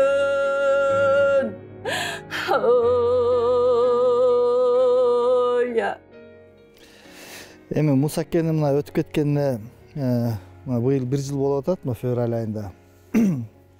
Өтө өкүнүчтүү ушундай адамдар биздин арабыздан эрте өтүп кетип аткандарына. Эми мына ушу 1 жылдан бери көп кишилер менен жолугам, көп кишилер менен сүйлөшөсүң. Анан кийин болсо баардыгы эле ушу Молдо Муса Ташболотовичти мактайт да. Молдо Муса Ташболотович мындай болчу, Молдо Муса Ташболотович тигиндей болчу. Баягы өзүнүн коллегалары, милициялар алар сааттап айтып беришет. Ушу Мусаке мындай болгон, анан кийин болсо бул жерде постто турсак мындай болчу деп. Мен бир айтарым, баягы өтө бир мындай кейиштүү нерсе, баягы тирүү кезинде биз силе албай калат экенбиз да. Мынакей ошол 2010 жылы ушул министр внутренних делдердин бир яркий Молдо Муса эле да, Молдо Муса Ташболотович эле. Ошол 2010 жылы ушул киши болгону 52 жашта экен. 52 жашта экен. Анан кийин болсо биз ушул кишини ушундай күчүндө турганда, ушундай тажрыйбасы менен, ушундай адамгерчилиги менен баягы чындыкты бетке айткан, маселени сразу ордунан чечкен адамдарды биз 52 жашында списывать этип койдук да. Эми бул мамлекет үчүн, бул эл үчүн өтө жакшы көрүнүш эмес го деп ойлойм. Эми мындай мамлекеттик төңкөрүштөр башка мамлекеттерде де болуп атат. Бул Кыргызстанда эмес, мисалы Украинада да болуп атты, Египетте жана башка жерлердечи. Бирок бир дагы эл, бир дагы эме ушу өзүнүн Молдо Мусадай болгон генералдарын списывать этип койгон жок да. Бардыгы ушул эл үчүн кайра колдонду и до сих пор колдонуп жатышат. Ошон үчүн мен ойлойт элем, ушул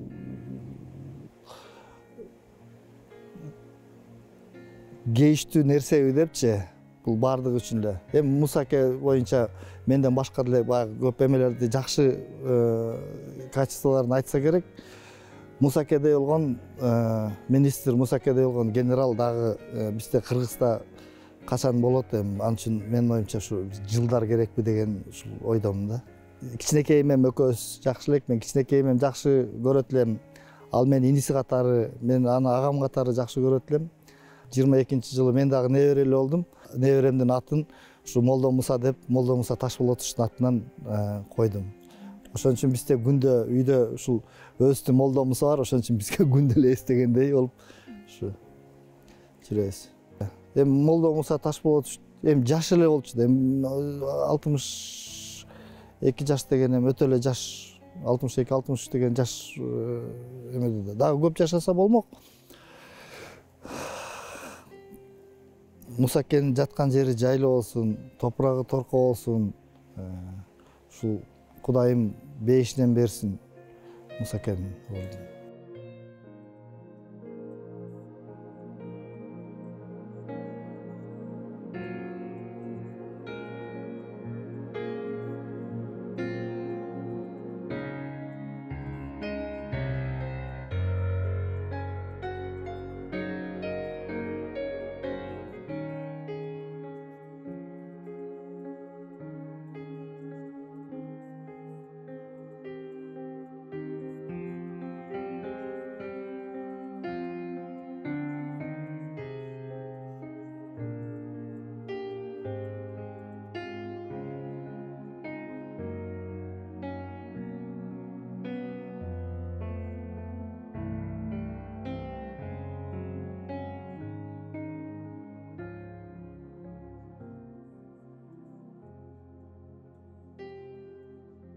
Молдо Муса экөөбүз бир топ жылдан бери иштешкенбиз ички органда. Ал убакта анча деле тааныш эмес элек. Кийинчерээк жакыныраак таанышып, ал министр болуп иштеп калды. Эми айтайын дегеним, рамадлык, бул ар ким, ар бир жигиттин колунан келе бербейт. Ушундай оор жерге барып, төшү менен, духу менен ушинтип кыргыздын элдин тынчтыгын сактап, бөлөк бирөөнүн балким канча өмүрлөрүн сактап калды. Бул ар кимдин колунан келе бербейт. Мына ушул инибиз, экөөбүз раматлык ушундай жигит эле. Эми жаткан жери жанаттан болсун, топурагы торко болсун. Андан бөлөк азыр эмне дейбиз? Дайыма эле эзибизде, элесибизде болот. Рахмат.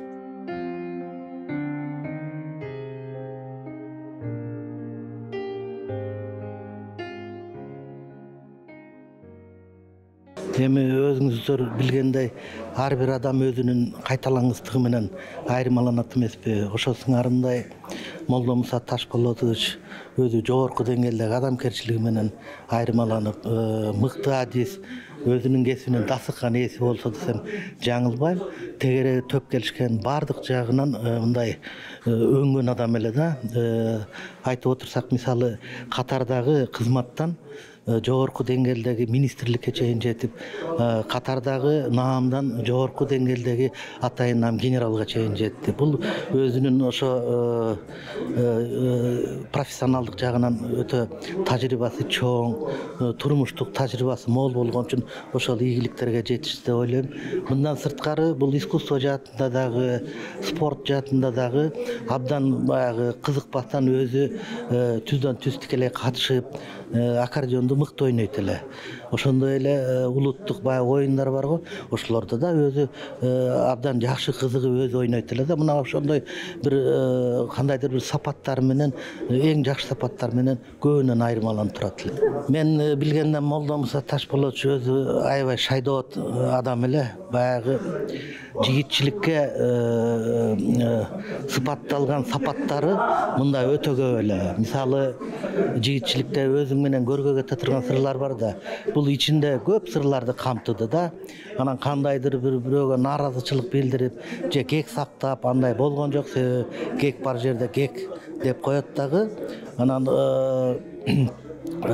бардыгына мындай тагдыр катары кабыл алып, ошол тагдырдын сыноосу, тағдырдың баяғы берген бір ырыскысы деп болған нәрселердің барына түз қарашып жүрді.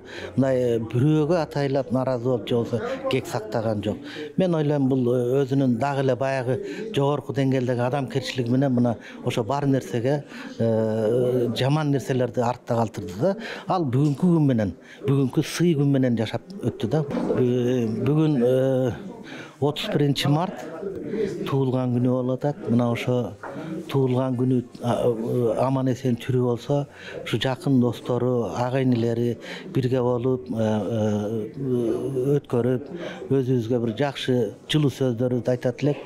Тилекке каршы бул иши арабыздан эрте кетип калды. Антан мен айтарым, Молдо Муса Ташполотовичтин жаткан жери жайлуу болсун, топурагы торко болсун. Бейиштин ордунан төрүнөн орун алган болсун, Кудайым өзүнүн рахматын алсын.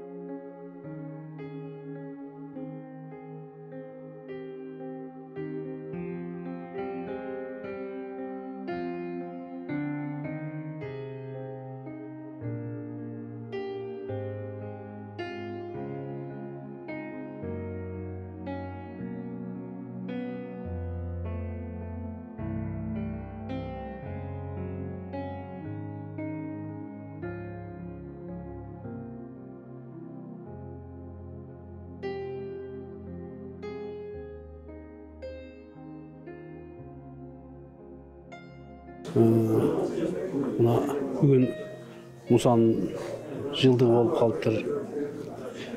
Тұрмышында екен, бір жыл өтіп кеттір.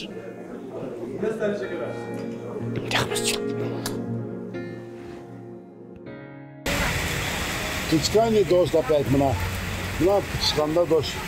Мақсат деген үкемін дачасына келіп отырам мына Мақсат. Мақсат бері қарап қойшы. Жаздырып адам. Gelinin susar beni araba. Yazdır vatan. Çıçkan'a geldik buna. Camgırıca kadar Kuday'dan bergen günün rahat bolup atat buna. Bu yerde kızlar savuz açıp tuğrap atışar. Benim dostum aşk kılıp atat.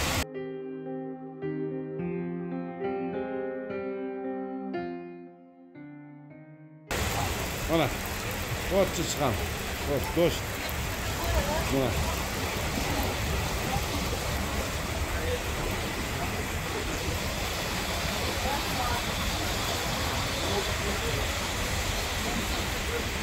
Kuday'dan bergen günü gana, qanday sonun.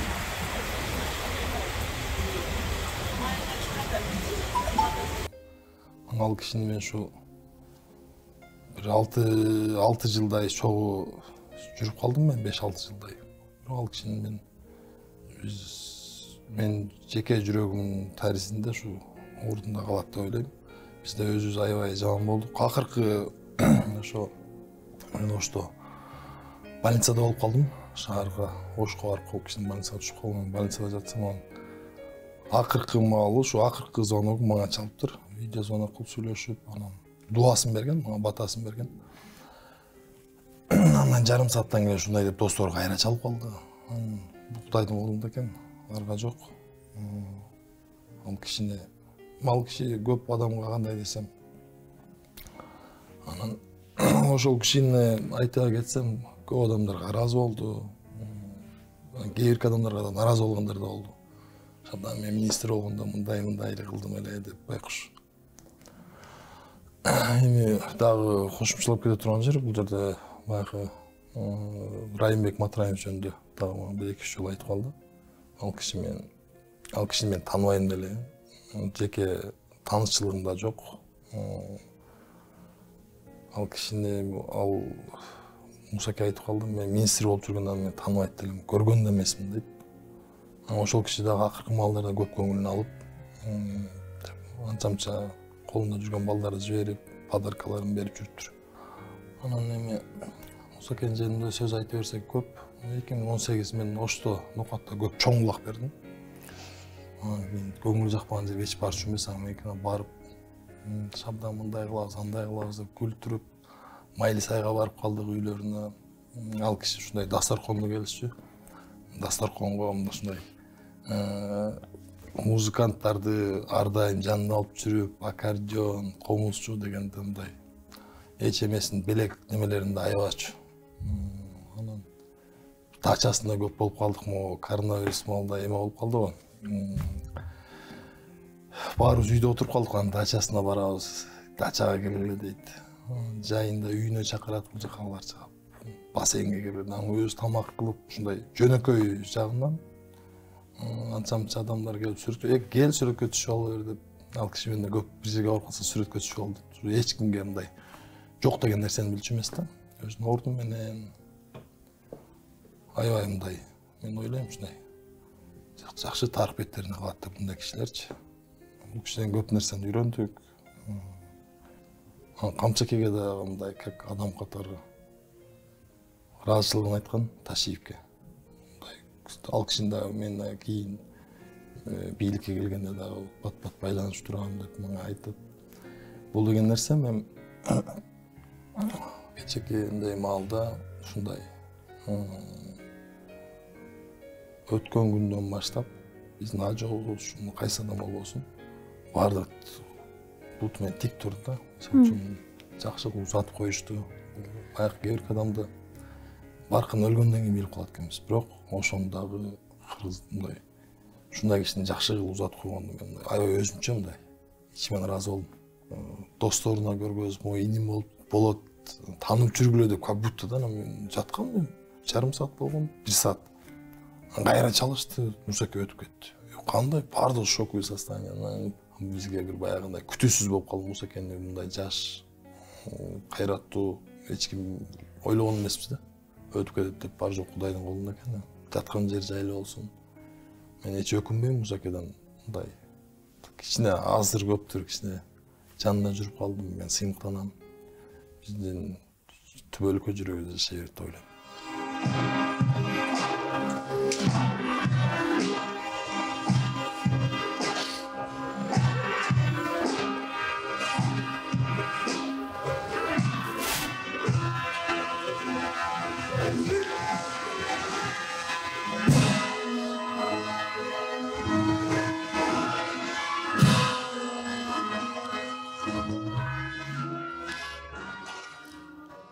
Саламатсызбы? Саламатсыз. Биздин студияга кош келиптирсиз. Рахмат. Айбек мырза кыргызда өлүм мактап койду. Бирок тилекке каршы биздин кыргыз эли же болбосо кандай болбосун жакшы адамдарды биз тирүүчүлүгүндө билбейт экенбиз да. Качан гана кайгырып каза болгондо башыбызды мыкчып отуруп калат экенбиз. Аттың ошондо ошол кишиге бир ооз жакшы сөзүмдү арнап койбоп турмун депчи. Деги эле тарых барактарына кайрылып карай турган болсок, тарых барактарында биз мыктыларды өлгөндө гана барктаптырбыз да. Туура айтасыз. Так ошолордун катарында биздин чыныгы генерал өзүнүн кызматтык милдетин сатпаган Молдомуса Кангантиевдин өкүл баласы болосуз. Ошол акыркы жылдары ошол бийликте турган убактарда ушу Молдомуса Кангантиевдин жанында жүрүп калган экенсиз. Деги эле бул инсан боюнча эмнелерди айтып бере аласыз? Эл билбеген жактарын. Эми Гүлжан мындай экен да, сиздин айтканыңыз туура. Мен туура айтасыз, адамдын кадырын биз ой укмуш эле деп эле өлгөндө мактап калып жактап калып атпайлыбы? Мен ушул кишинин кадырынчы өлө электе да байкадым да. Өзүм көзү түрүсүндө да көрдүм. Бул киши кызматта жүргөндө да көрдүм, кызматтан түшкөндөн кийин да көрдүм. Азыр мына өтүп кетти. Өтүп кеткенде энди эле көрүп атам да. Мен айтар элем, сөзүңүзгө кош мындай аралчы деп коет го. Бул киши кызматтан кеткенден кийинки кадыры ушунчалык өзгөчө көтөрүлгөнүн мен эмнеден байкадың дебейсизби? Кызматта турганда деле Абдылдак айтмакчы, приемныйда кабыл алуу эмесинде, кабинетинде болсо, асында ушундай элдер очередте турса, кийин кызматтан кеткенден кийин кайра ушул кишиге бир сый урмат көрсөтөлү дегендердин катары ушунчалык узак болду да. Себеби мен баягы өкүл баласы жанында жүргөн киши катары бул киши ким жөнөкөй карапайым адамдар ушунчалык бул кишиге сый көрсөтүп баштады да. Себеби чайга чакырышат. 2 жума, 3 жумага чейин катар кезекте турушту. Канчалык кадырды эч ким топтой албайт. Мейли министр болосуңбу, мейли президент болосуңбу? Биздин ушул нерсени бул бир гана Мусаке кадыр баркка ээ болду. Мына өтүп кетти. Өтүп кетсе дагы ошол эле жакшы сөздөр, түрүсүндөгү жакшы сөздөр өлгөндөн кийин дагы айтылып келе жатат. Мен ушуга өзгөчө көңүл бөлүп баа бердим. Мен үчүн бул киши дагы деле түрү. Мен үчүн бул кишини эч качан өлдү деп эсептебейм да. Өлдү деп эсептебейм. Бул киши түрү. Жаткан жери жайлы болсун.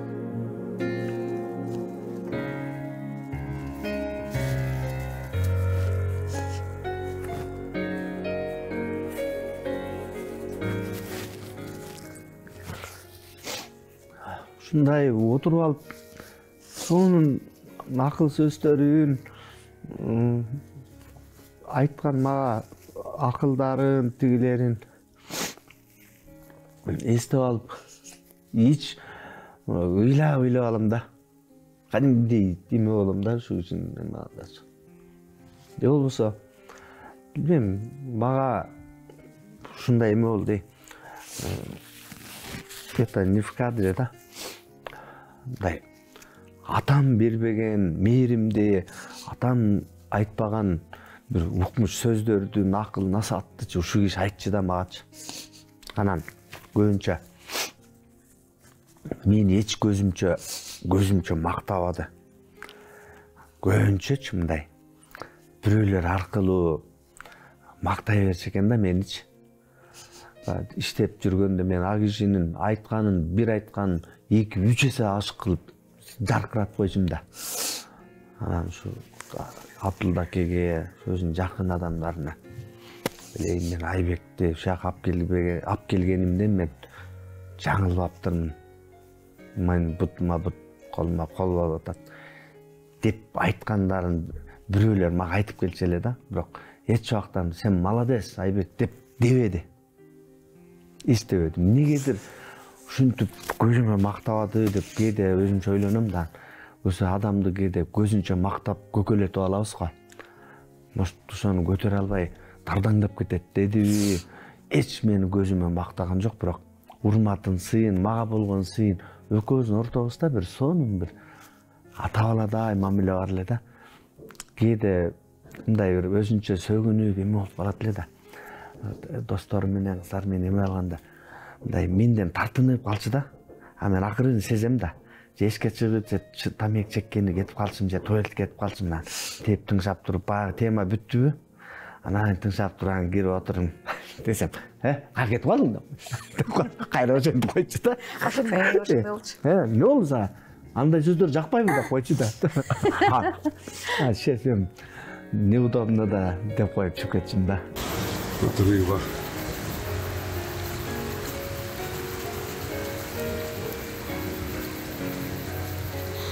В горной реке, в родниковой воде растет форель. Вот. Очень вкусная, очень вкусная. Вот в такой воде.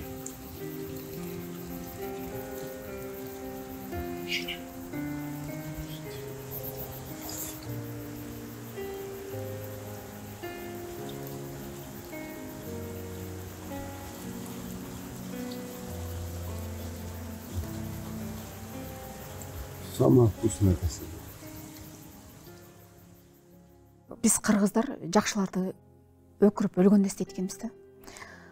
Молдо Муса Кангантиевдин каза болгонуна мына 1 жыл чукулдап калды. Сиз ошол Молдо Муса Кангантиевге жакын инсандардын бири экенсиз. Деги эле ошол кишинин коомдогу артыкчылыгы, инсандыгы кандай болгон? Өзү азыр туура сөз айттым. Биз кыргыз өзү ушундай экенбиз. Түрүсүндө бир жакшы сөз айтып, бир көңүлүн улап коюш үчүн тиги бечара сөз сөйлөш керек экен да. Биздин кыргыздын каныбызга сиңип калган бир адат экен да бу. Тилекке каршы башка элде барбы жокпу билбейм. Биздин кыргызда ушу бирөөнүн көңүлүн алып бир жылуу сөз айтып коюш үчүн тиги шорду сөз түрдө өлүш керек да. Ошондой болуп калды. Мен Муса менен 89-90 жылдардын айланасында таанышкам. Андан бери бир далай жылдар өттү. Мен Муса менен биринчи таанышканымда ал старший лейтенант эле. Андан кийин эми дайым күнү түнү баягы жанында жүрбөсөк дагы көп жүрүп калдык. Мындай бир ак ине катары, жолдош катары дегендей. Мен тааныганда ал Жалал Абадта иштечи. Ошол көп жүрдүк. Көп жакшы күндөр өттү. Өзү ошондой мындай бир чыгармачылык адамдарга жакын мамиледе болчу. Анын эми кандай инсан экенин элдин көп эле кийин баягы чоң кызматта иштеп, баягы министр болуп калгандан кийин, УУДда болуп калгандан кийин, элге аралашып болуп калгандан кийин көп эле адамдар билип калды болуш керек. Адамгерчилиги өтө жогору, эң негизгиси өзүнүн ишине тыкан, тың. Кандай кесип болсо дагы мындай рожденный деп коет го. Мен Мусаны өзүнө дагы тамаша кылып айтып койчу элем. Сен милиция болуп эле төрөлгөнсүң депчи. Өз негизинен ошондой болчу. Жакшы күндөр көп өттү.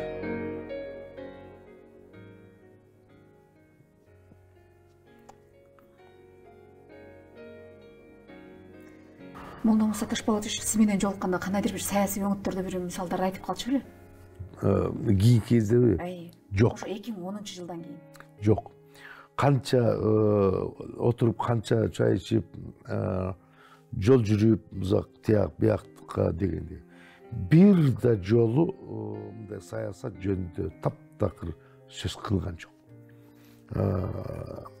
Ошо мындай биз ошол эми кээде баарыбыз эле бир окуштай саясатчы болуп кетебиз да. Тигинде мындай деп неме болуп калганда дагы сөзгө кошулчу эмес. Анан аны биз билгенден кийин биз чогулуп отурганда саясат сөз болчу эмес. Негедир ушундай болду 10 жылдан кийин. Милицияда иштегени аябай жакшы иштеди деп ойлойбуз. Биз эми эл аралап жүрүп көп угабыз да. Негизинен Молда Муса Ташпулатовичтин убагындагы иштеген милициялардын баардыгы макташат. Абдан жакшы иштеди, милицияга жакшы карачы, милицияны жакшы көтөргөн дегендей. Бирде айтып калды, ошо 2009 жылы бекен, мага телефон чалып айтып калды, мен сенин айылыңа кетип атам, барып келейин деп. Мына жакта менин айылым толук, андан кийин Саргамыш деген айыл бар, Токтогул районунда. Ошол 2 айылга барам. Анан барып келбейсиңби чогулуп, мен менен кошулуп деп. Мейли дедим. Анан бир топ жанагы ырчыларды алыптыр. Айбек бар экен, карым. Тигулар болуп анан бардык. Анан кетип атканда министр кетип атат айылга десе, ошо биздин айылда милицияда иштеген бир 3-4 бала дагы кошо жөнөп калышты. Барып чайпай беребиз депчи. Анын бир 2 өтөң мен жолдош балдарым болот. Экөө гайде, бирөө тиги УУДда иштечи. Анан баратсак анан улам аргач жерде токтоп, гүң-шүң болуп, баягындай неме болуп калат. Бирок мен Мусанын жанында элем да. Тигилер өзүнчө. Раларында барарын билем. Анан биз чыкканда конок болуп ошол жерде жатып калдык, жата турган болуп калдык. Тигилер келип мени кеттик. Бул эртең барганча кичине даярдык көрүп, чапайын ырастап коелу деп атышты. Анан кетип атып анан кийин мен Мусадан уруксат сурадым. Мен кете берейин айылга. Силер эртең менен бара бересиңер деп. Анан кетип атпай балдар тиги улам эле бир сөз айта турган болушуп. Анан кое тур бир астайын айтабыз дешип. Кетип атып көрсө алар баягы айылга келсе министрим ат мингизип коелу, чай берип коелу деген неме декен. Анан чайды ошол айыл өкмөт тараптан деле уюштуруп атышыптыр. Анан барып анан мени кошул деп атышат да.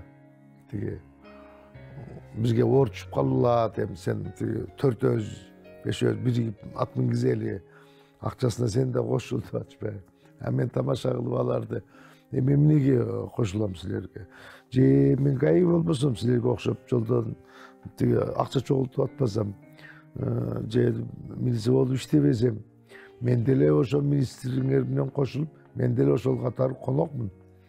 Мен кошулбайм деп тамаша өткөдү. Анан алар айтып калышты. Биз только подчиненныйбыз.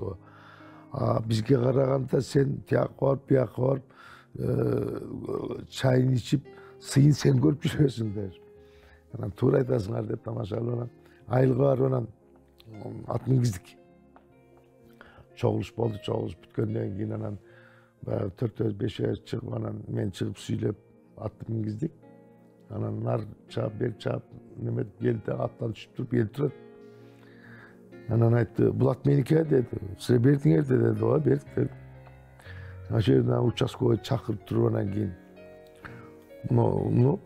тиги начальник милицияга дайындап, немеге киргизесиңер. Ровдун балансасына.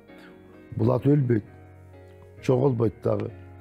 Бул ушул участковойго кызмат кылат. Бул участковой алмашса, кийинки участковойго кызмат кылат. Машина менен барбаган жерге ушул ат менен барасың. Деп анан ошол жерге калтырып кетти. Наркы айылдан дагы ат мингизишти эле, аны ошол айылдын неме участковойуна калтырып кетти. Мындай март жагы көп болчу. Өзү чармачылык адамдарга өтө жакын болчу. Себеби өзү дагы кичине аккордеон ойноп ырдачу. Айта берсе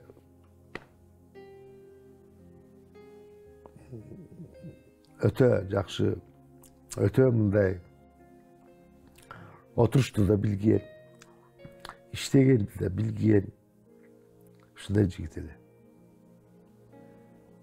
Айла жок, тагдырдын жазмышы экен, өтүп кетти. Кыргызда өлүм ак деп коет. Сиз саясатчы болсоңуз да бул суроону берейин. Саясатчыларга караганда сиз эл арасында жүрөсүз, калк катары саясатчы кандай экенин сиз көбүрөөк билесиз да. Эл таразы эл сынчы эмеспи? Молдомуса Кангантиев сиздин оюңузча саясаттан жеңилдиби же жеңдиби? Мен жеңилди деп айта албайм.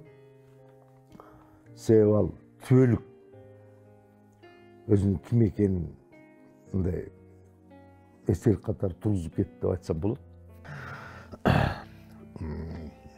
Тагдырдын жазмышы экен, дагы жашаса болмок дегеле жанында баягы ойноп күлүп тигинди минтип жүрүп Мусаны өлүп калат деген эч кимибиздин оюбузга дагы акылыбызга да келбептир.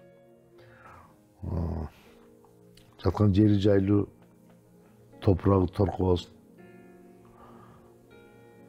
Кудай ошол жараткан бейиштен орун берсин.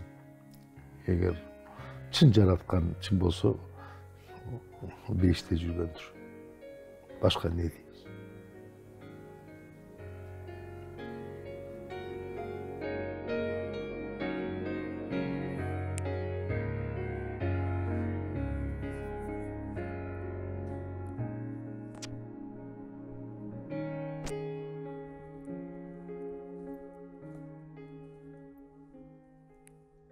болуп көрөт.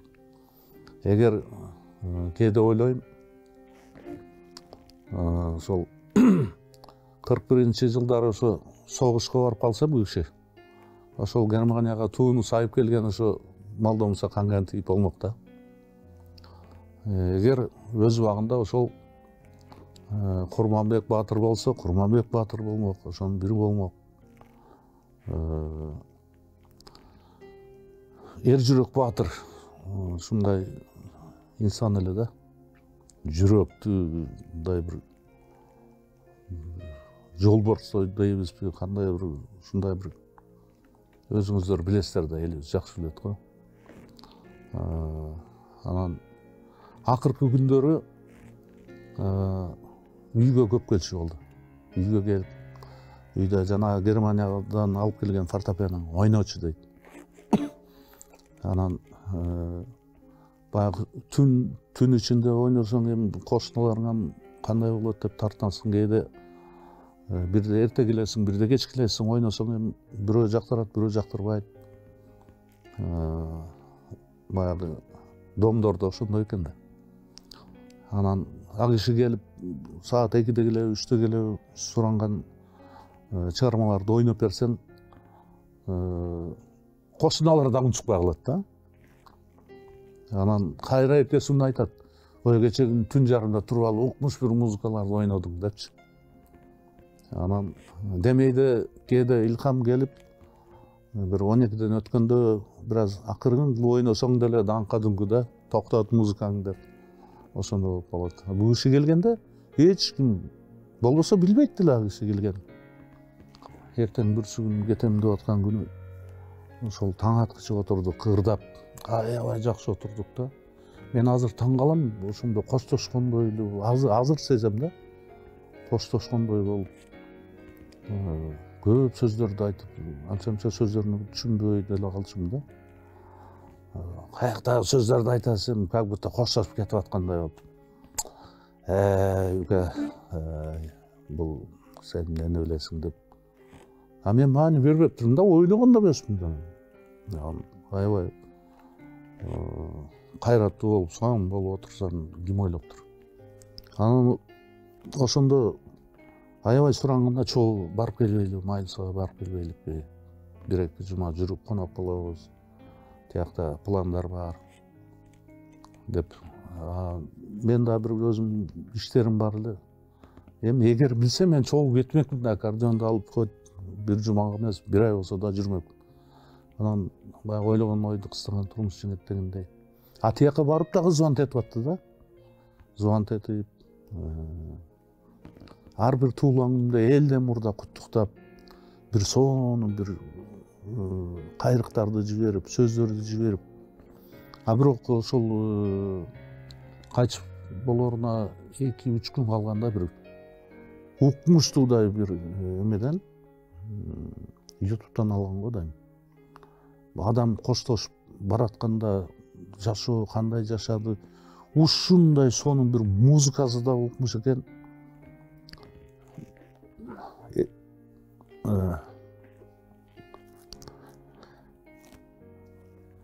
Эсте болуп, өзүмчө как будто көзү өтүп кеткендей, көзүмөн жаш чыгып кетти. Мен эмне көзүмөн жаш чыгып кетти? Ал киши аман сол тирүү эле, көзү тирүү турса деп өзүмө сурап койгом. А көрсө өзү сезгендей кылып жибериптир да. Кийин ошону кайра угуп жүрдүм, сактап коем десем, бирдеке болуп өчүп кетиптир. Кайра уга албай калдым, ошо бойча таба албай калдым. Укмуш сөздөр. Философия десең, философия. Ушунча мааниси терең сөздөр экен. Артында ойногон музыкасы, оркестрдин ушунчалык мага таасир этти. Өмүр бою унутулгусу ошол мындай бир мгновениялар, көз ирмемдер болуп калды мен үчүн. Анан кайра өзүм урушам да, ушу барып койсом деп, каяктарга барып жүрөм, ошол барып койсом деп болот эле деп. Мен билген жокмун андай экен. Анткени деген ошо кетерде айтканда, мен барып 1-2 жума жүрүп келем, может 15-20 күндөргө Анан келгенден кийин кичүү уулумду үйлөйүн деп атам, Кудайга барабыз, эч кимге айтпа. Акем барат, балдарды, кыздарды алып эле өзүбүз эле мындай узкий круг болуп барабыз. Эч кимге айтпай эле кой, аккордеонду аласың, кудаларга барып келебиз, анан кийин жайында тоюн өткөрөбүз, Кудай берсе, анда да кудалар тосуп алабыз, анда да чогулосуң. Ошентип пландарды кылган да. Жанагы жиберген WhatsApp'tan жиберген жана сөздөрдү аны эми кийин жиберип атат да, андан мурда баягы план кылганбыз, ушундай болобуз, Кудай буйрса деп. Жакшы сөздөрдү айтып, кийин ошондой ошого жетпей калбадык да. Айта берсе сөздөр көп Мусаке жөнүндө. Бирок өзүнүн жакшы көргөн ырлары бар эле. Кайра ырдатып. Бирок ошо акыркы айларда отурган жерде сөзсүз сагындым, туулган жер сен ырдатчу да. Рыспат Абдыкадыр агайыбыздын менен тирүү кезинде шакирти болуп, ал киши өзү жакшы билет. Бир топ ырларын ырдатчу, Асан Керимбаевдин ырларын, Жолдошбек Мамажановдун ырларын, ал киши менен дагы мамилеси абдан жакын болчу, достой болушу. Түгөлбай Казаковдун, Жолдубай Кайыповдун, кыргыздын сонун ырларын кошо ырдашып, суран. Анан мен дагы көлдү сагынган жаным сак окшоп деп Айгүл Узакованын сөзүнө жазылган. Ошолорду аябай жакшы көрчү. Рыспат Абдыкадыровдун устатыбыздын бири.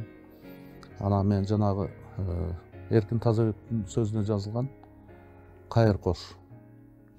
Өзү да бир куплетин өзү ырдап, бир куплетин мага ырдатып, акыркы куплетин кошо ырдашып, ошону көп суранат эле. Анан Табият жана музыка Алкул Осмоновдун сөзүнө жазылган. Мындай эми ыры жок музыкасын ойноп берчи дейт. Эми кара сөз менен мындай эле мындай дикторлор окуп аткандай кылып айтып берчи дейт. Айтып берем. Эми ырда дейт. Кошо ырдашат, ошентип ырдап. Кадимгидей ошол чыгармачылык жасаганга дем күч берет эле да. Өзүнүн айткан сөздөрү менен, насааттары менен кадимгидей жол ачып берип койчу да. Дагы ушу кубат берет эле да. Чыгармачыл баягы келди. Ушунчалык сага тим эле сага тим эле сармай кылып салып берчү да. Өзүнүн сөзү менен мамилесин, могу жериме андай кылсаң, тиңдей кылсаң деп. Кээде мен агайымбы деп да элестеп кетет элем. Ошо өзүнүн жакшы көргөн ырларынан эстеп ырдап берейин.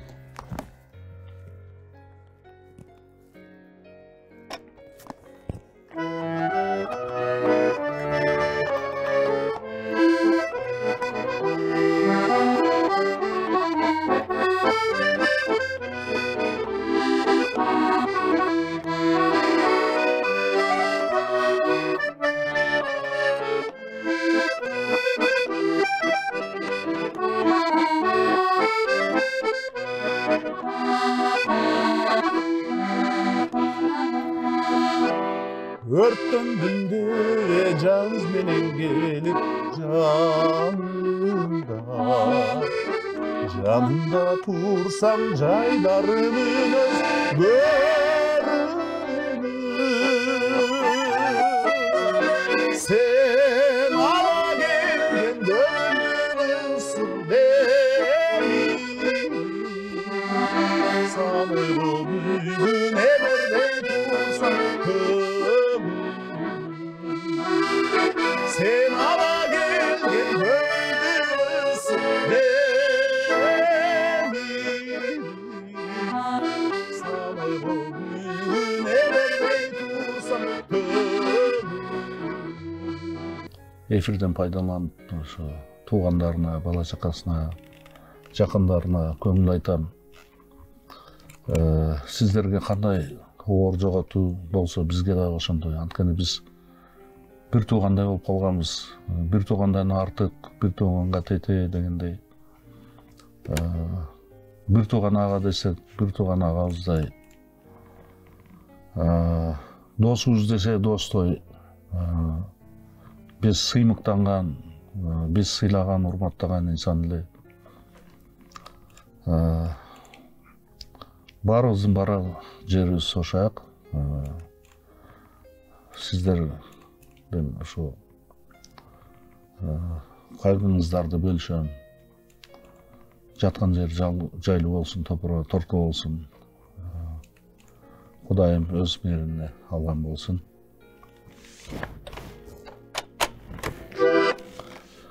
Өзүнүн жакшы көргөн ырларынын бири ошо кайыр кош.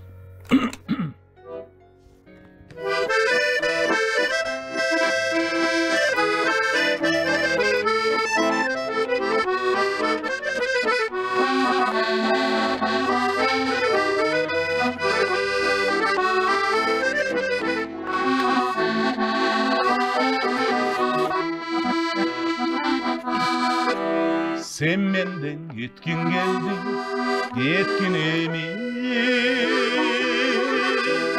Tan boşuş talayına jetkin emin. Özümdü elesteti durar mağa. Öksüsü basılmadan cazdın jeli. Öksüsü basılmadan cazdın jeli. Karekten kaygı caşı tohtu boyeç. Pusağa terenene vurgan jürek. Men üçün tatıp gelir bir kılımda. Özümsüz ötüp жатқан ар bir günü. Özümsüz ötüp жатқан ар bir günü. Кезігіп düşüzді жашыра жолғышар. Мен seni sağınarмын перзентим болушундай. Sen beni sağınarsın perzentim oluşunday.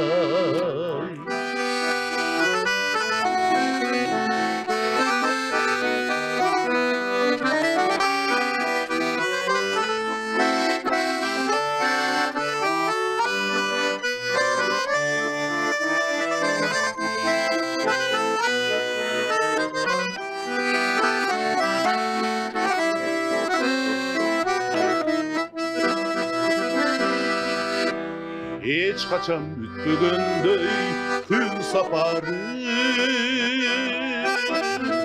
Menin da sağınıcım bütböy temiz. Kurmanı bolsun meyli mahabattım. Sağınıp jürüp bana caldı seni. Sağınıp jürüp bana caldı seni. Hayır hoş bakıran göz baktı beni. Benseterim senin de mi? Yaşatar şındır bülkü kardeş yüzüm. Can bırak da cıpçımşa yerinleri. Can bırak da yerinleri.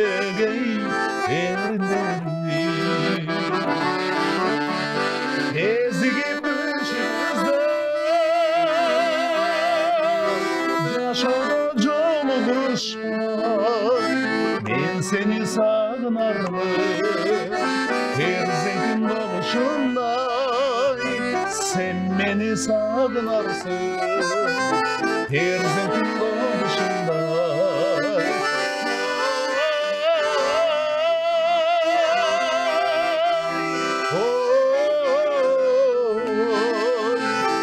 Seni sağınarmın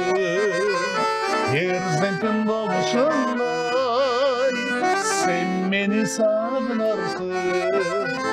Herzentin başındayım, ben seni sağlarım. Sen beni sağlarsın.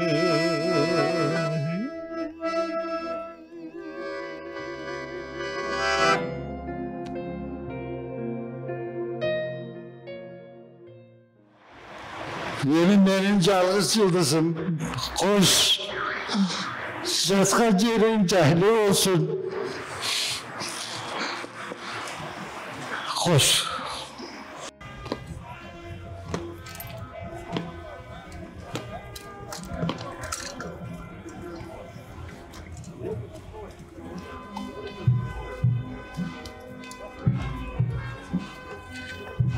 Doktor.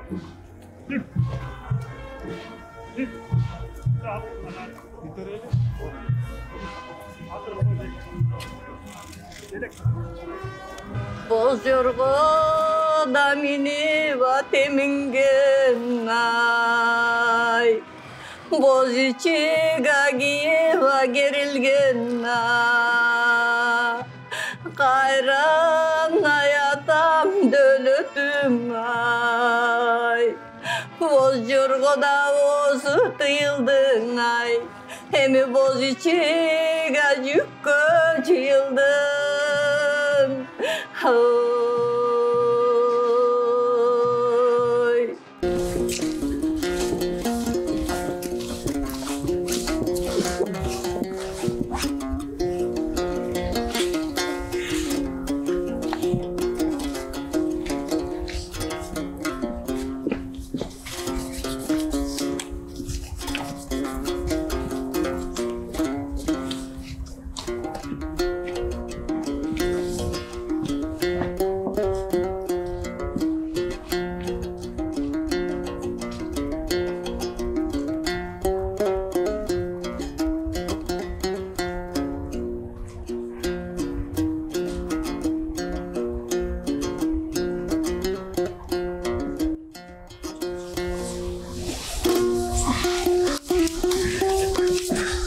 Yoldaş Aksenler. Yoldaş Aksenler.